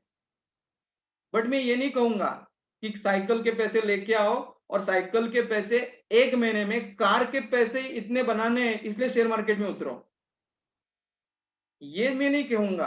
क्योंकि शेयर मार्केट को आप समझो, इस प्रकार के पैसे शेयर बाजारों में बनते ही रहते हैं, और इस प्रकार के पैसे जिस जगह पे बनते हैं उसको शेयर बाजार कहते हैं। तो आप ट्रेडिंग करो, इन्वेस्टमेंट करो, सही वक्त का ट्रेंड न्यूज कॉम्बिनेशन सही करे तो आप मार्केट में पैसे बना सकते हैं। और पैसे गमा के भी पैसे कमाने की जरूरत नहीं, आप मार्केट को डमी वर्चुअल ट्रेड करके भी पहले चेक कर सकते हैं if you are very very cautious. वो भी मैं आगे बताऊंगा how you can do virtual trading. तो दोस्तों ये होता है ऑप्शन का मैक्सिमाइजेशन। बट मेरे ख्याल से स्टार्टिंग में किसी की 6 की जम 96 पे नहीं जाती। कोई 10-12 रुपए पे कॉल लेगा, 20-40 पे बेचेगा। लेकिन जैसे जैसे आप वक्त बिताएंगे और अच्छा स्टडी एक्सपर्टाइज आपके पास रहेगा तो पॉसिबल है इतने पैसे आपके बन सकते हैं। तो this was the example of options. तो वही कंपनी, वही वक्त, वही प्राइसिंग, जो प्राइसिंग न्यूज और रिजल्ट से बनी है, उसके ट्रेंड को प्रिडिक्ट करके हम ऑप्शन में भी अपने पैसे कमा सकते हैं।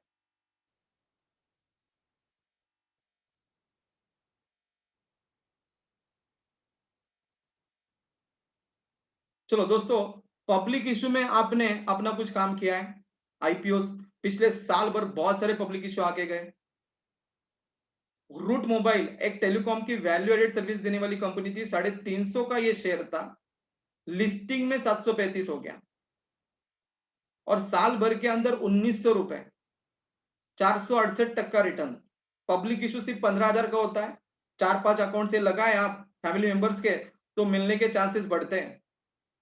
कैम्स एक ऐसी कंपनी जो अनेक कंपनियों की और म्यूचुअल फंड की रजिस्ट्रार है, इसका शेयर 1240 पे था, लिस्टिंग में ये 20% गेन दिया, लेकिन बाद में जाके इसका रेट 2-4 महीनों में अक्टूबर से फरवरी में देखे आप 20 से 21 63% ऊपर गया। तो पब्लिक इश्यू अलग अलग सेक्टर के आते हैं। करना क्या चाहिए?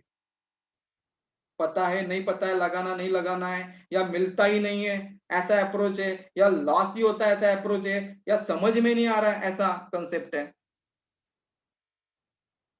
तो ये बहुत सारे पब्लिक इश्यूज रिसेंटली आगे गए, और कुछ हमारी रिकमेंडेड स्नैपशॉट है, at which price it recommended and where it reached.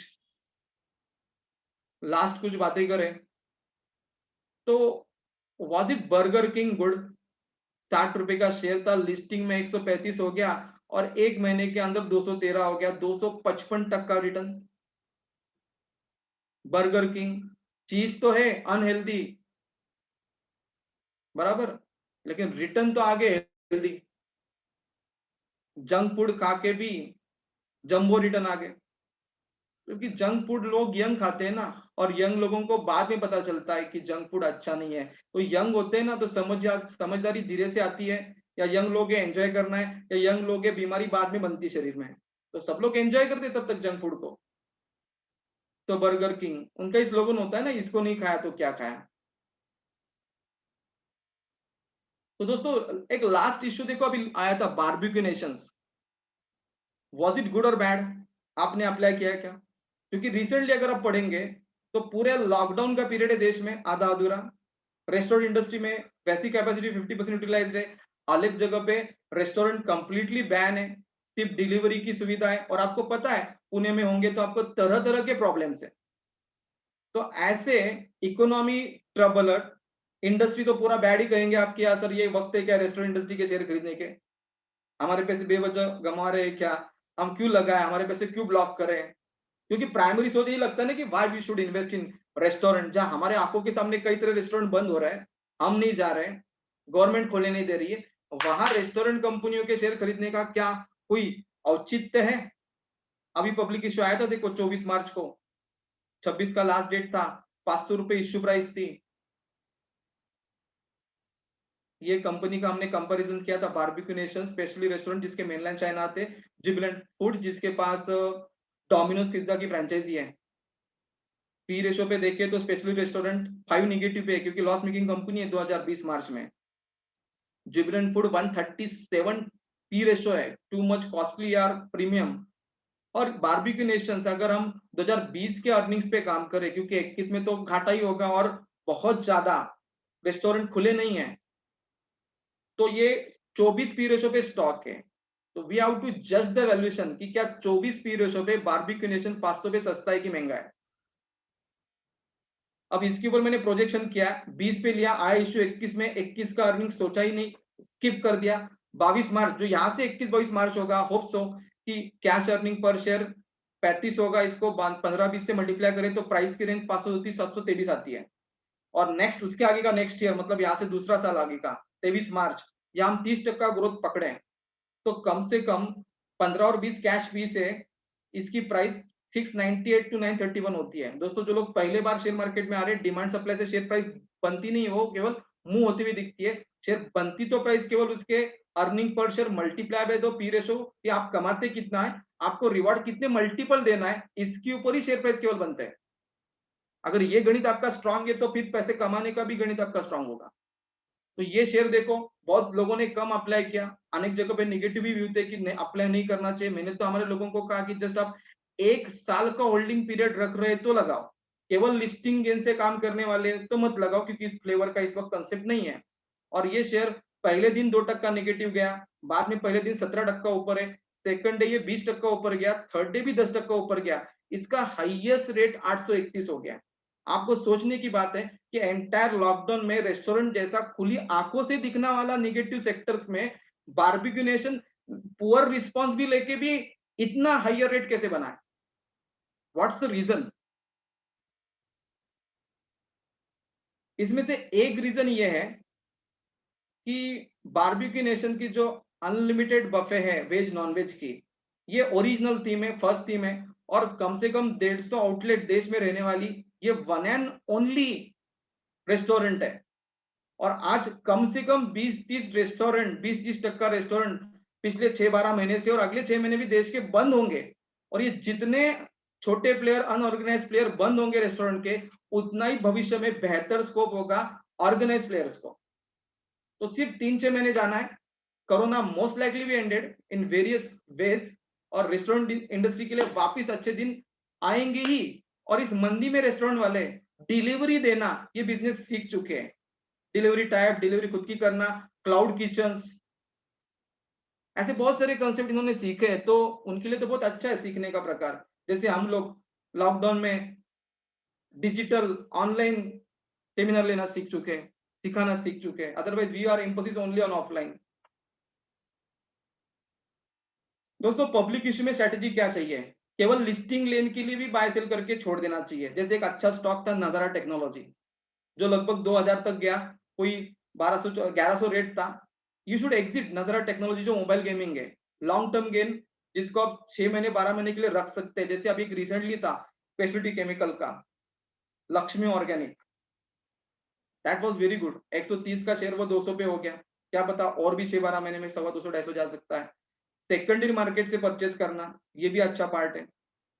जैसे रेलटेल एक कंपनी थी जो रेलवे के तहत पूरा टेलीकॉम का फाइबर ऑप्टिकल का इंफ्रास्ट्रक्चर रेलवे और उसके आसपास के गवर्नमेंट के कंपनियों को भी प्रोवाइड करती रहती है, तो उसका भी शेयर 130 का 180 200 हो गया। या कुछ ऐसे इश्यूज होते हैं कि जिसको अपने अवॉइड करने चाहिए। जैसे अभी रिसेंट मैक्रोटेक डेवलपर्स मतलब इनडायरेक्टली लोडा डेवलपर्स जो 10 साल में 3 बार पब्लिक इशू लाना कामयाब नहीं रहा, और आज के मंदी की इकोनॉमी और रियल एस्टेट के भी मंदी के एनवायरमेंट में ऐसा कोई रीजन स्पेसिफिक ही केवल वेस्ट पे ज्यादा काम है, ऐसे लोडा डेवलपर के शेयर्स पब्लिक इशू में लगाना सही है क्या?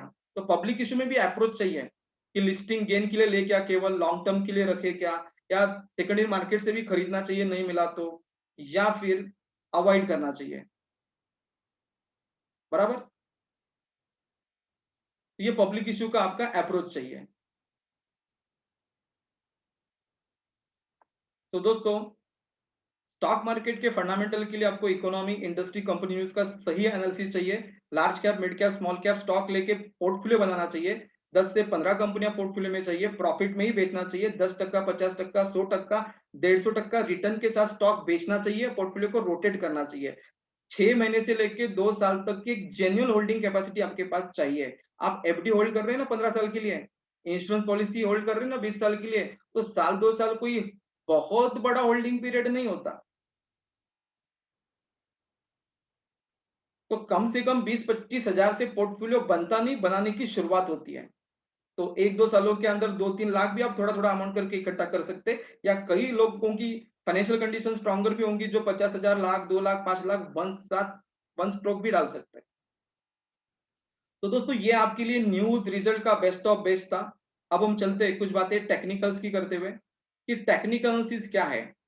ट्रेडेड जो प्राइसेस है वो चार्ट पे जाएंगे कैंडलस्टिक के तहत, उससे जो पैटर्न बनेंगे और उससे भविष्य के प्राइस को फोरकास्ट करना, इसको टेक्निकल एनालिसिस करना कहते हैं, जिसका उद्देश्य है आपके प्रॉफिट को मैक्सिमाइज करना, लॉसेस को जीरो नहीं करना, मिनिमाइज करना है। और दोस्तों टेक्निकल एनालिसिस का आउटकम कितना आएगा, क्या टेक्निकल एनालिसिस या उसके अंदर की कोई भी मेथड या मेथड का कॉम्बिनेशन आपको 100% एक्यूरेट तेजी मंदी का जजमेंट दे सकता है? जवाब है ना।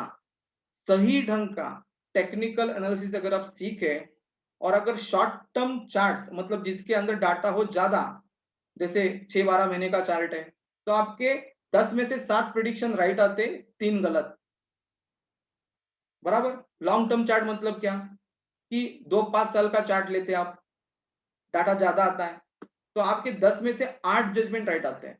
तो जितना चार्ट के ऊपर डाटा आपका कम है, आपका सक्सेस रेशो कम रहेगा। डाटा ज्यादा लेके काम करेंगे तो आपका तेजी मंदी का सक्सेस रेशो ज्यादा आता है।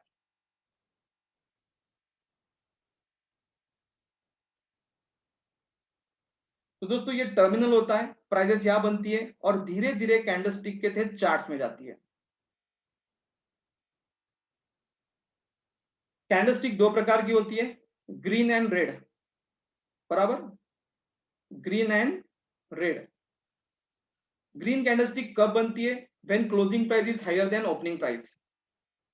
तो दोस्तों जो लोग पहले बार कभी कैंडलस्टिक को देख रहे हैं, नोट डाउन करना, ये बॉडी होती है, फिर ये अपर शेडो, ये लोअर शेडो। कैंडलस्टिक ग्रीन तब बनती है जब close price higher than opening price है। हाई सबसे ऊपर होता है, लो सबसे नीचे, बॉडी का बॉटम पार्ट ओपनिंग प्राइस होती है और टॉप स्लॉट क्लोजिंग होती है। इस प्रकार से open high low close green candlestick में कवर होता है। ग्रीन कैंडलस्टिक तभी बनती है जब close price is higher than open. तो माय फ्रेंड ग्रीन कैंडलस्टिक क्या सजेस्ट करेंगे? Capture trend, observe trend, bullish की बेरिश। ग्रीन कैंडलस्टिक्स कौन सा ट्रेंड बताती है?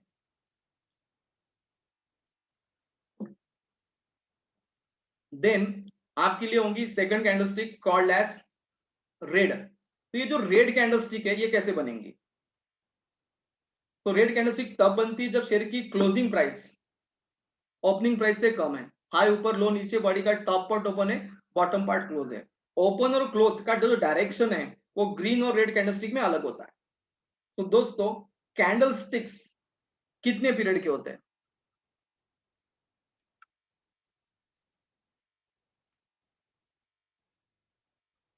कैंडलस्टिक्स कितने पीरियड के होते हैं? दोस्तों ये मेरे पास चार्ट है, नीचे अगर आप देखते हैं शेर खान का सॉफ्टवेयर है, यहाँ राइट हैंड कॉर्नर में एक ऑप्शन आता है चार्ट इंटरवल। तो अभी मेरे पास निफ्टी का चार्ट डे कैंडलस्टिक का है, तो मैं यहाँ क्लिक करूँ तो हफ्ते की एक कैंडलस्टिक बनती है, 1 वीक की एक। एम पे क्लिक करूँ तो एक महीने की एक कैंडलस्टिक बनती है, और यहाँ क्लिक करूँ तो इंट्राडे चार्ट खुलता है निफ्टी का। फिर इसको जूम इन करें तो चार्ट थोड़ा और बड़ा हो सकता है, और यहाँ से मिनट्स के कैंडलस्टिक सेट कर सकते हैं आप। 1 मिनट के इंट्राडे में 360 आते हैं, 5 मिनट के 72 हो सकते हैं। तो कैंडलस्टिक की जो कुछ भी लाइफ है इंट्राडे शॉर्ट टर्म के लिए आप मिनट से लेके वीक मंथ तक सेट कर सकते हैं, जिससे आपका चार्ट छोटे बड़े ड्यूरेशन का आता है, और जिस ड्यूरेशन का ट्रेंड जानना चाहते हो और जिस ड्यूरेशन के लिए पोजीशन बनाना चाहते हो उसका सेटिंग होता रहता है। Is it clear? कैंडलस्टिक कोई भी हो, 1 मिनट या 1 महीने की बनेंगी तो वो एक ही कारणों से, close is higher than open. ये यूनिक कंसेप्ट आपको याद रखनी है।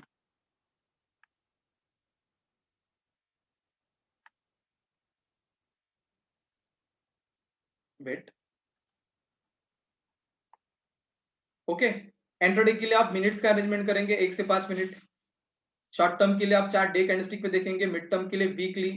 दोस्तों टेक्निकल एनालिसिस सिर्फ शेयर्स के लिए यूजफुल है, share trading, share investment. Future options के लिए टेक्नोलॉजीज यूजफुल है? फ्यूचर ऑप्शन सीखने के लिए यूजफुल नहीं है टेक्नोलॉजीज। फ्यूचर ऑप्शन में जो कॉल बाय करते हैं तेजी के फोरकास्टिंग पे, तो तेजी को फोरकास्ट करने के लिए टेक्नोलॉजीज की आवश्यकता है। कॉल शॉर्ट मतलब मंदी होता है, तो मंदी आने के लिए बेरिश पैटर्न चार्ट पे दिखता है। तो ये जो तेजी मंदी प्रिडिक्ट करके ट्रेडिंग या इन्वेस्टमेंट करनी है, इसके लिए टेक्नोलॉजीज रिक्वायर्ड है। तो डेरिवेटिव्स के लिए वो 101% रिक्वायर्ड है, क्योंकि derivatives very fast trading. Trend कहां से ढूंढेंगे? डेरिवेटिव्स डाटा की चार्ट्स। कमोडिटी करेंसी मार्केट का भी प्राइस ट्रेंड चार्ट से फोरकास्ट होता है क्या? डेफिनेटली मैं बैच के अंदर आपको दिखाने, सेशन के अंदर आपको दिखाने वाला हूं। दोस्तों कैंडलस्टिक पैटर्न टेक्निकल एनालिसिस का एक ऐसा स्टडी है जहां 5 से 10 कैंडलस्टिक इकट्ठा होके आपको बताते हैं कि अगला ट्रेंड बुलिश होगा कि बेरिश, जो पहले ट्रेंड से रिवर्सल होता है। तो पहला बेरिश है तो बताते हैं आप मार्केट में तेजी आने वाली है। तो देखो ऐसे पैटर्न होते हैं। बुलिश एंगल भी ये कहता है कि मंदी चल रही थी अब तेजी आएंगी। इसके रिवर्सल शेप को कहते हैं बेरिश एंगल, वो कहता है तेजी चल रही थी अब मंदी आएंगी। तो अगली तेजी मंदी पहचानना, वक्त पे सही खुद और कम वक्त पे पहचान के अपने तेजी मंदी के कॉल जनरेट करने, तो आपको टेक्निकल एनालिसिस यूजफुल है। यहाँ भी कैंडलस्टिक पैटर्न 20-50 हो सकते हैं, लेकिन ऐसे 20-50 कैंडलस्टिक पैटर्न मार्केट में फ्रीक्वेंटली चार्ट पे बनते नहीं है, और किसी के सक्सेस रेशो कम भी है। तो से ज्यादा फ्रीक्वेंटली बनते और हाइयर सक्सेस रेशो रखते, वो पैटर्न मैं आपको यहां बता रहा हूं। तो दोस्तों यहां एक पैटर्न है, मॉर्निंग स्टार कैसे बनता है? 5 से ज्यादा रेड कैंडलस्टिक, फिर इसको न्यूट्रल कंडीशन कहते हैं 2G, और फिर एक जबरदस्त कैंडलस्टिक। इस शेप को टेक्निकल एनालिसिस में मॉर्निंग स्टार ये कैंडलस्टिक पैटर्न कहते हैं, जो यहां से आगे की तेजी को स्टार्टिंग में इंडिकेट कर रहा है। तो ऐसा पैटर्न दिख गया, आपको यहां बाय करना है। 10 में से 7 बार तेजी आती है, सिर्फ आपके प्री कंडीशन ढूंढने के सही चाहिए, और भी एक दो क्राइटेरिया इसमें ऐड करने, तो आपका मॉर्निंग स्टार सही ढंग का ऑब्जर्व होता है। तो दोस्तों बाय यहां करना होता है, और स्टॉप लॉस अब यहां लगा सकते हैं।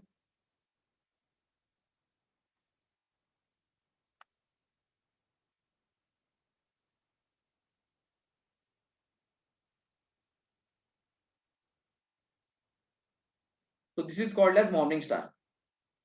और मॉर्निंग स्टार का बिल्कुल रिवर्स पैटर्न होता है, मतलब मैं जानबूझ को आपको और रिवर्स पैटर्न भी दिखा रहा हूँ कि जिससे आपको ये समझे कि स्टडी इतना डिफिकल्ट नहीं है, क्योंकि बुलिश बेरिश मतलब क्या है, रिवर्सल शेप होता है। तो 5 से ज्यादा ग्रीन कैंडलस्टिक, फिर न्यूट्रल और फिर एक जबरदस्त रेड कैंडलस्टिक, इसको कहते हैं इवनिंग स्टार। ये कहती है कि शॉर्ट टर्म जो तेजी चल रही थी वो थम गई है और मंदी का लोगों का पोजीशन मार्केट में बन चुका है मेजोरिटी, और अब मंदी के साथ मेजोरिटी लोगों के साथ आप मार्केट में शॉर्ट सेलिंग करना चालू करो। और इस प्रकार से आप इस पैटर्न के बाद खुद मंदी का कोई भी पोजीशन बना सकते हैं आप। तो this is called as evening star. और इन स्टडीज को कहते हैं कैंडलस्टिक पैटर्न ढूंढना चार्ट पे।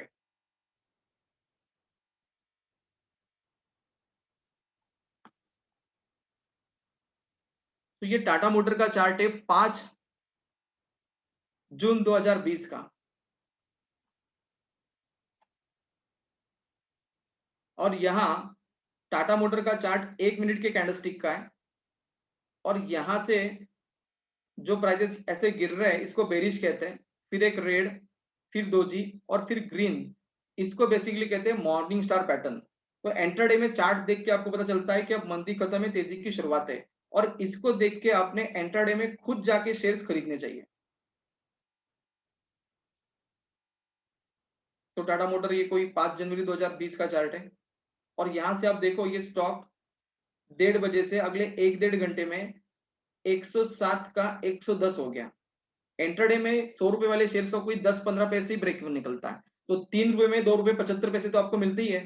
100 शेयर पे 275 होते हैं, 1000 शेयर पे 2750 होते हैं। तो ऐसे आपको चाहिए उतने बुलिश कॉल्स कैंडलस्टिक्स पैटर्न से मिल सकते हैं, क्योंकि कैंडलस्टिक पैटर्न ऐसे कम से कम 5-10 बुलिश होते ही है वेरियस शेप्स के। तो यहाँ बाइंग कर सकते हैं, यहाँ स्टॉप लॉस, और आधा 1 घंटे आराम से ट्रेंड के साथ रखेंगे, और ट्रेंड ऊपर ही जा रहा है, पैटर्न प्रूव कर रहा है, तो हमारे मन में डर शेयर मार्केट वाला पैदा नहीं होगा।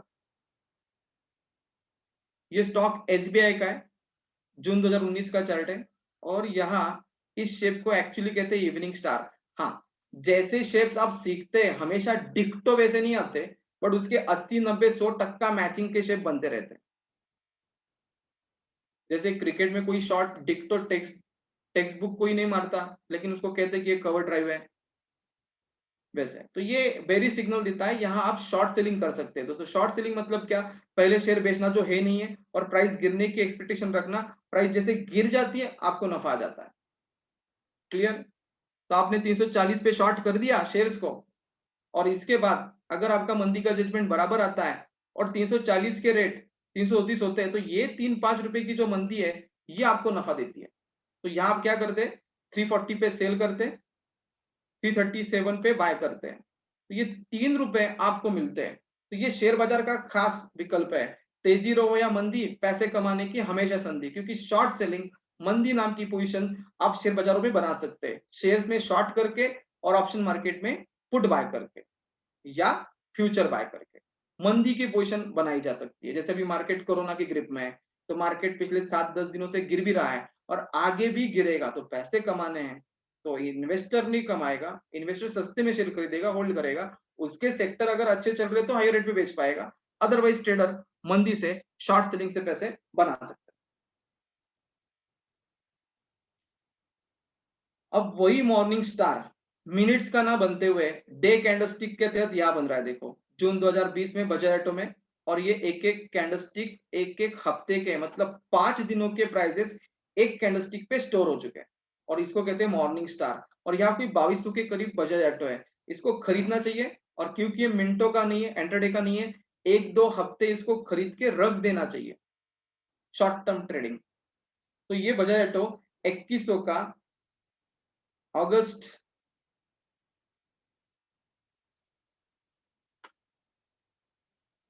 मार्च 2020 अगर आप देखें तो वहां से ये अप्रैल से लेके मई तक ये स्टॉक बढ़ता गया, 2100 से 1-1.5 महीने में ये स्टॉक 2600 तक गया। तो ऐसे ये जो फॉल है ये आपको यहाँ के मॉर्निंग स्टार से हाईलाइट होती है।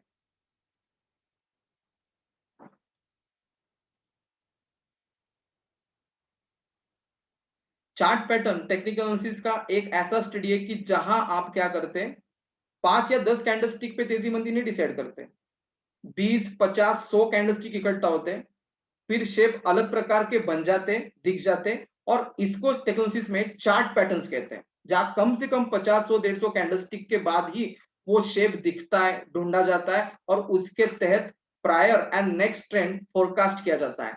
जैसे मान के चलो एक पैटर्न का नाम है हेड एंड शोल्डर, जो आगे की मंदी दिखाता है, और इसका जो रिवर्सल शेप होता है इसको इन्वर्टेड हेड एंड शोल्डर कहते हैं, जो आगे की तेजी बताता है। ओके, ऐसे कम से कम 10 से 15 पैटर्न्स है जिससे आप short term mid term size की तेजी मंदी प्रिडिक्ट कर सकते हैं। जैसे अभी मैं आपको एक पैटर्न बता रहा हूं कैसे ड्रॉ करना होता है। तो ये ऐसे जो फास्ट प्राइस राइज है ना, इसको बार कहते हैं। फिर प्राइस ऐसे साइडवेज चल रही है ना, इसको बेसिकली फ्लैग कहते हैं, ऐसे। And this is called as up flag, और इस एरिया को बुलिश ब्रेकआउट कहते हैं। और अप फ्लैग में ये जो बार है, इस बार की जो गैप है, प्राइस गैप, ये आपका टारगेट सेट करती है। जैसे यहाँ कोई प्राइस 568 है और यहाँ कोई प्राइस 576 है और इसके बीच में 8 रुपए का अंतर है, तो आपका जो अप फ्लैग का ब्रेकआउट होता है 578, इसमें 8 रुपए प्लस करना है। तो दोस्तों आपका टारगेट कितना बनेगा?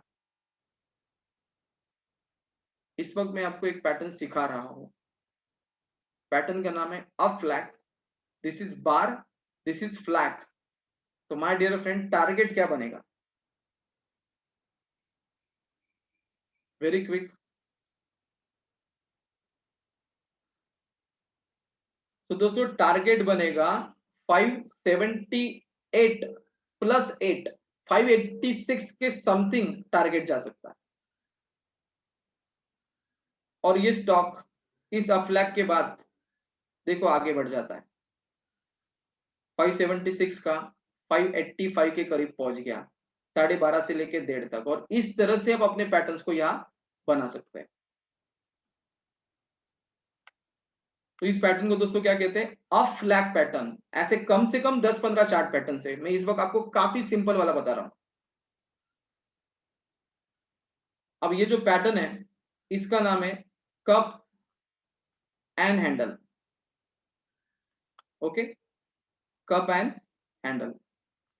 तो दोस्तों कभी ये नाम सुना है, cup and handle? Yes, no?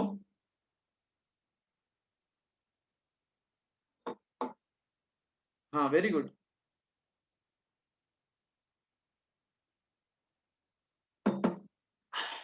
Cup and handle pattern सुना है आपने? तो इसको कप कहते हैं और इसको हैंडल कहते हैं। तो कप बड़ा होता है, हैंडल छोटा होता है, जैसे हमारे लाइफ में होता है वैसे। तो स्टॉक कौन सा है? बजाज इलेक्ट्रिकल, जिसका अभी सितंबर 2020 में 21 में ये पैटर्न है। तो 450 के करीब खरीदना चाहिए था, टारगेट था 650 और 3 महीने में अचीव हो सकता है। और ट्रेंड रिवर्सल प्राइस 416 है। और वापस फंडामेंटल मैंने यहाँ बहुत सारी बातें दी है। ये इंडिकेटर का हम ऑस्किलेटर भी देख रहे हैं। तो आई थिंक तीनों ही क्या है ना, तीनों ही इंडिकेटर कम ऑस्किलेटर बेरिश है। तो क्या करना चाहिए दोस्तों? Pattern is bullish and oscillator come indicator तीनों ही बेरिश है। देखो ये व्हाट टू डू। ये देखो, अगर मैं आपको एक पढ़ के बताऊं, तो स्टॉकिस्टिक 20 के नीचे है, बेरिश है। आरएसआई भी नीचे जा रहा है, दैट्स अ बेरिश। तो ऐसे वक्त पे कंफ्यूजिंग होना है कि कंक्लूडिंग करना है चार्ट पे, क्योंकि ऐसा नहीं कि चार्ट हमेशा ही कंफ्यूजिंग कंक्लूडिंग करेगा, कभी ना कभी कंफ्यूजिंग भी करने वाला है। तो दोस्तों इसमें लॉजिक ऐसे यूज करना चाहिए अपने, कि ये एक्चुअली पैटर्न है कप एंड हैंडल। ओके, ये जो शार्प 1-1.5 महीने में गिरावट है, ये करेक्शन है, सेकेंडरी वेव, और इसके बाद प्राइसेस वापस ऊपर जाते हैं। तो इस पीरियड में अगर आप देखेंगे तो आपका टारगेट तो अप साइड ओपन ही है, 650। लेकिन अब इसी पीरियड में इंडिकेटर देखेंगे तो ऑल इंडिकेटर निगेटिव जाएंगे। तो शॉर्ट टर्म करेक्शन है, पैटर्न डिस्ट्रॉय नहीं है, पैटर्न इंटैक्ट है। इंडिकेटर ऑसिलेटर बेरीज देखेंगे, लेकिन आप दोनों को कंक्लूड नहीं कर सकते तो कंफ्यूज होंगे, पोजीशन नहीं लेंगे आप। क्योंकि आप बोलेंगे सभी या ज्यादा से ज्यादा फैक्ट्स अगर पॉजिटिव होते तो लेना सही है, ऐसे शेयर मार्केट की एक धारणा बनती है। सही की गलत? और देखो वो स्टॉक वहां से कहा जाता है, ये करेक्शन के बाद ये स्टॉक आप देखो 650 का टारगेट तो आपका यहां अचीव हो गया, और अगले 2 महीने में 1000 रुपए तक पहुंचा। तो is it good? Bajaj electricals, short term trading 1-2 महीने के अंदर बाय सेल।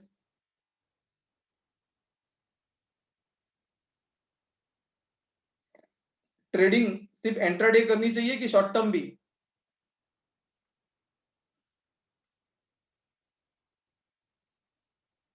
तो ये मेरा खुद का स्टडी है, खुद के रिकमेंडेशन है, खुद की पोजीशन है। 505 से बाइंगे और 964 पे सेलेंगे और 63,000 in less than 2 months created है। तो अगर आप खुद का स्टडी करेंगे और प्रैक्टिस करेंगे तो नॉलेज और कॉन्फिडेंस दोनों आएगा, जो प्रॉफिट प्रोड्यूस करेगा ही।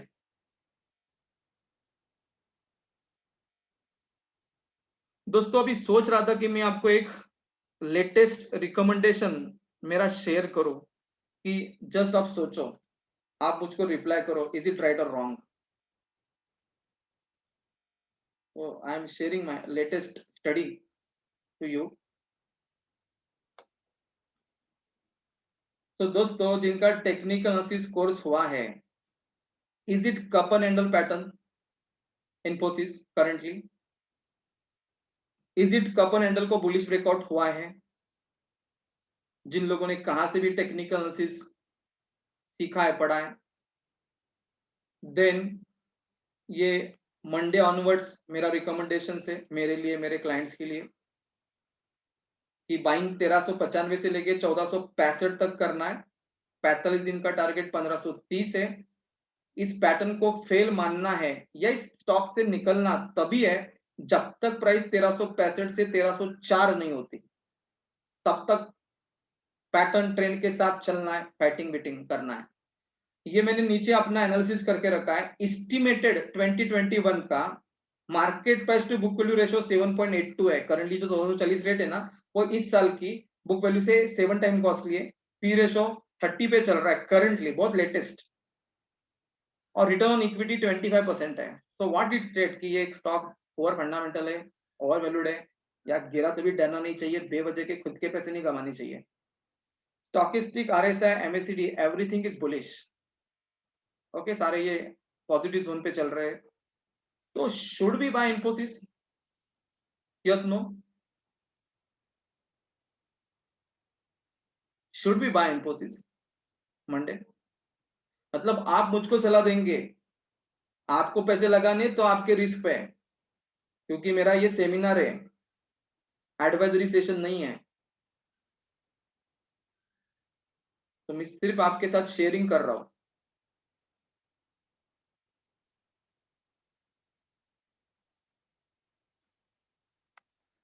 अब कई बार ऐसे भी होगा, लोगों को डाउट होता है यार सचमुच में बढ़ेगा क्या, चार्ट के ऊपर कितना यकीन रखे। अरे चार्ट के ऊपर इतना तो यकीन रखो जितना चार्ट के हिसाब से रखना होता है। मतलब कपन हैंडल को कपन हैंडल ही कहते हैं, डबल टॉप नहीं कहते। और कपन हैंडल पे ब्रेकआउट है तो बुलिश ब्रेकआउट ही कहते हैं। तो चार्ट पे तो उतना ही यकीन रखो जितना सही ढंग का शेप ढूंढने से रखा जाता है। उसके बाद थोड़ी बहुत शंकाएं आती है ना, तो निरसन ऐसे कर सकते हैं आप। सिर्फ आपके लिए शेयर कर रहा हूं। दोस्तों इसका क्या रिलेशन है इंफोसिस से, बोलो फटाफट। शॉर्ट टाइम लेफ्ट,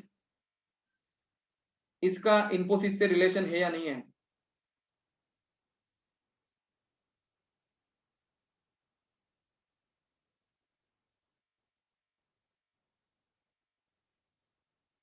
एक्चुअली दोस्तों ये कौन किसका चार्ट है,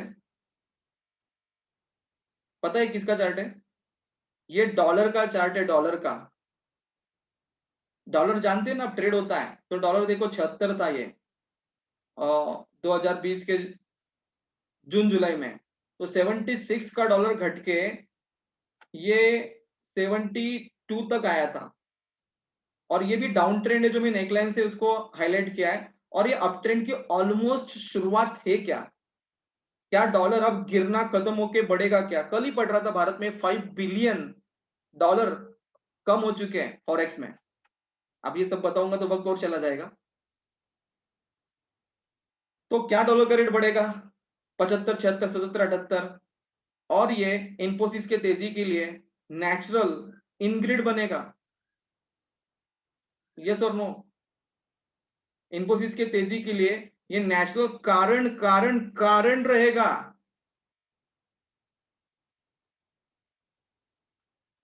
ये है इन्फोसिस का रिजल्ट,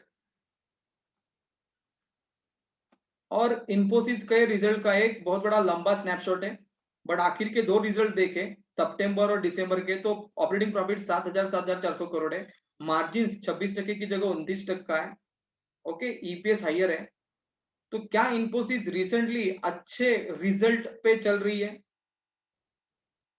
अगर आप ठीक से देखें ना, तो ये जो क्वार्टर्स है सितंबर से लेके जून तक के 20 के, ये सब फ्लैट ग्रोथ है, और केवल लास्ट 2 क्वार्टर है सितंबर 20 में लिफ्ट अप ग्रोथ है, मतलब थोड़ा हाइयर लेवल का ग्रोथ है।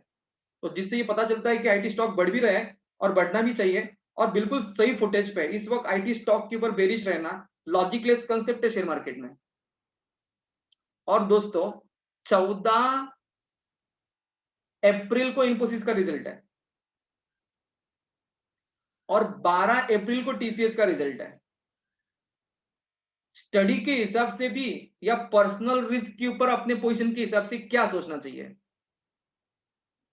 Is it right, right time, कि अगर हम 1-1.5 महीना इसमें रहे तो क्या ये 1440 का 1530 तक इन्फोसिस जा सकता है, और 10-20 रुपए नीचे भी आए तो भी बाय करना है, क्योंकि बाइंग की प्राइस नहीं, रेंज है 1395 टू 1465, यहां जहां कहां भी आए ट्रेंड बुलिश ही रहेगा, बाय करना है, और टारगेट 1530 के आसपास सोचना है, और कम से कम 15-20% रिटर्न आपको बन सकता है।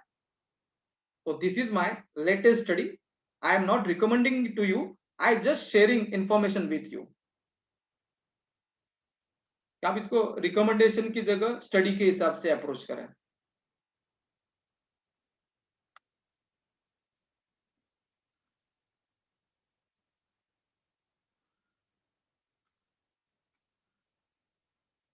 तो दोस्तों टेक्निकल एनालिसिस में सिर्फ इतना ही स्टडी नहीं है, chart pattern, candlestick pattern. Support एक ऐसी लेवल जहां से प्राइस गिरती नहीं आसानी से, रेजिस्टेंस एक ऐसी लेवल जहां से प्राइस आसानी से बढ़ती नहीं है। ऐसे कम से कम 8 एक तो वेल प्रूवन मेथड्स है। टाउ थ्योरी है जो प्राइमरी ट्रेंड सेकंड ट्रेंड बताती है, गैप थ्योरी है, इंडिकेटर ऑस्किलेटर है। इन सबको अगर आप सही ढंग से मिक्स करें तो तेजी मंदी की entry, stop loss, price time target आप टेक्नोलॉजी से ढूंढ सकते हैं। क्लियर? तो टेक्निकल एनालिसिस भी एक यथाशक्ति शेयर मार्केट में यूज करने वाला स्टडी मैकेनिज्म है।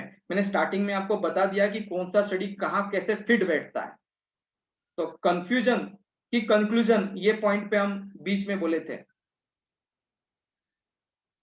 ये 8 मार्च का निफ्टी का चार्ट था, जहां निफ्टी को देख के ये मेरा फोरकास्टिंग था कि निफ्टी बियर ग्रिप में यहां से, और इसके टारगेट्स आगे 14,680 से लेके 14,029 तक जाएंगे, और रजिस्ट्रेशन 15,170 है, और fundamentally speaking market over valued है, क्योंकि 35-37 पी रेशो निफ्टी का तब चल रहा था।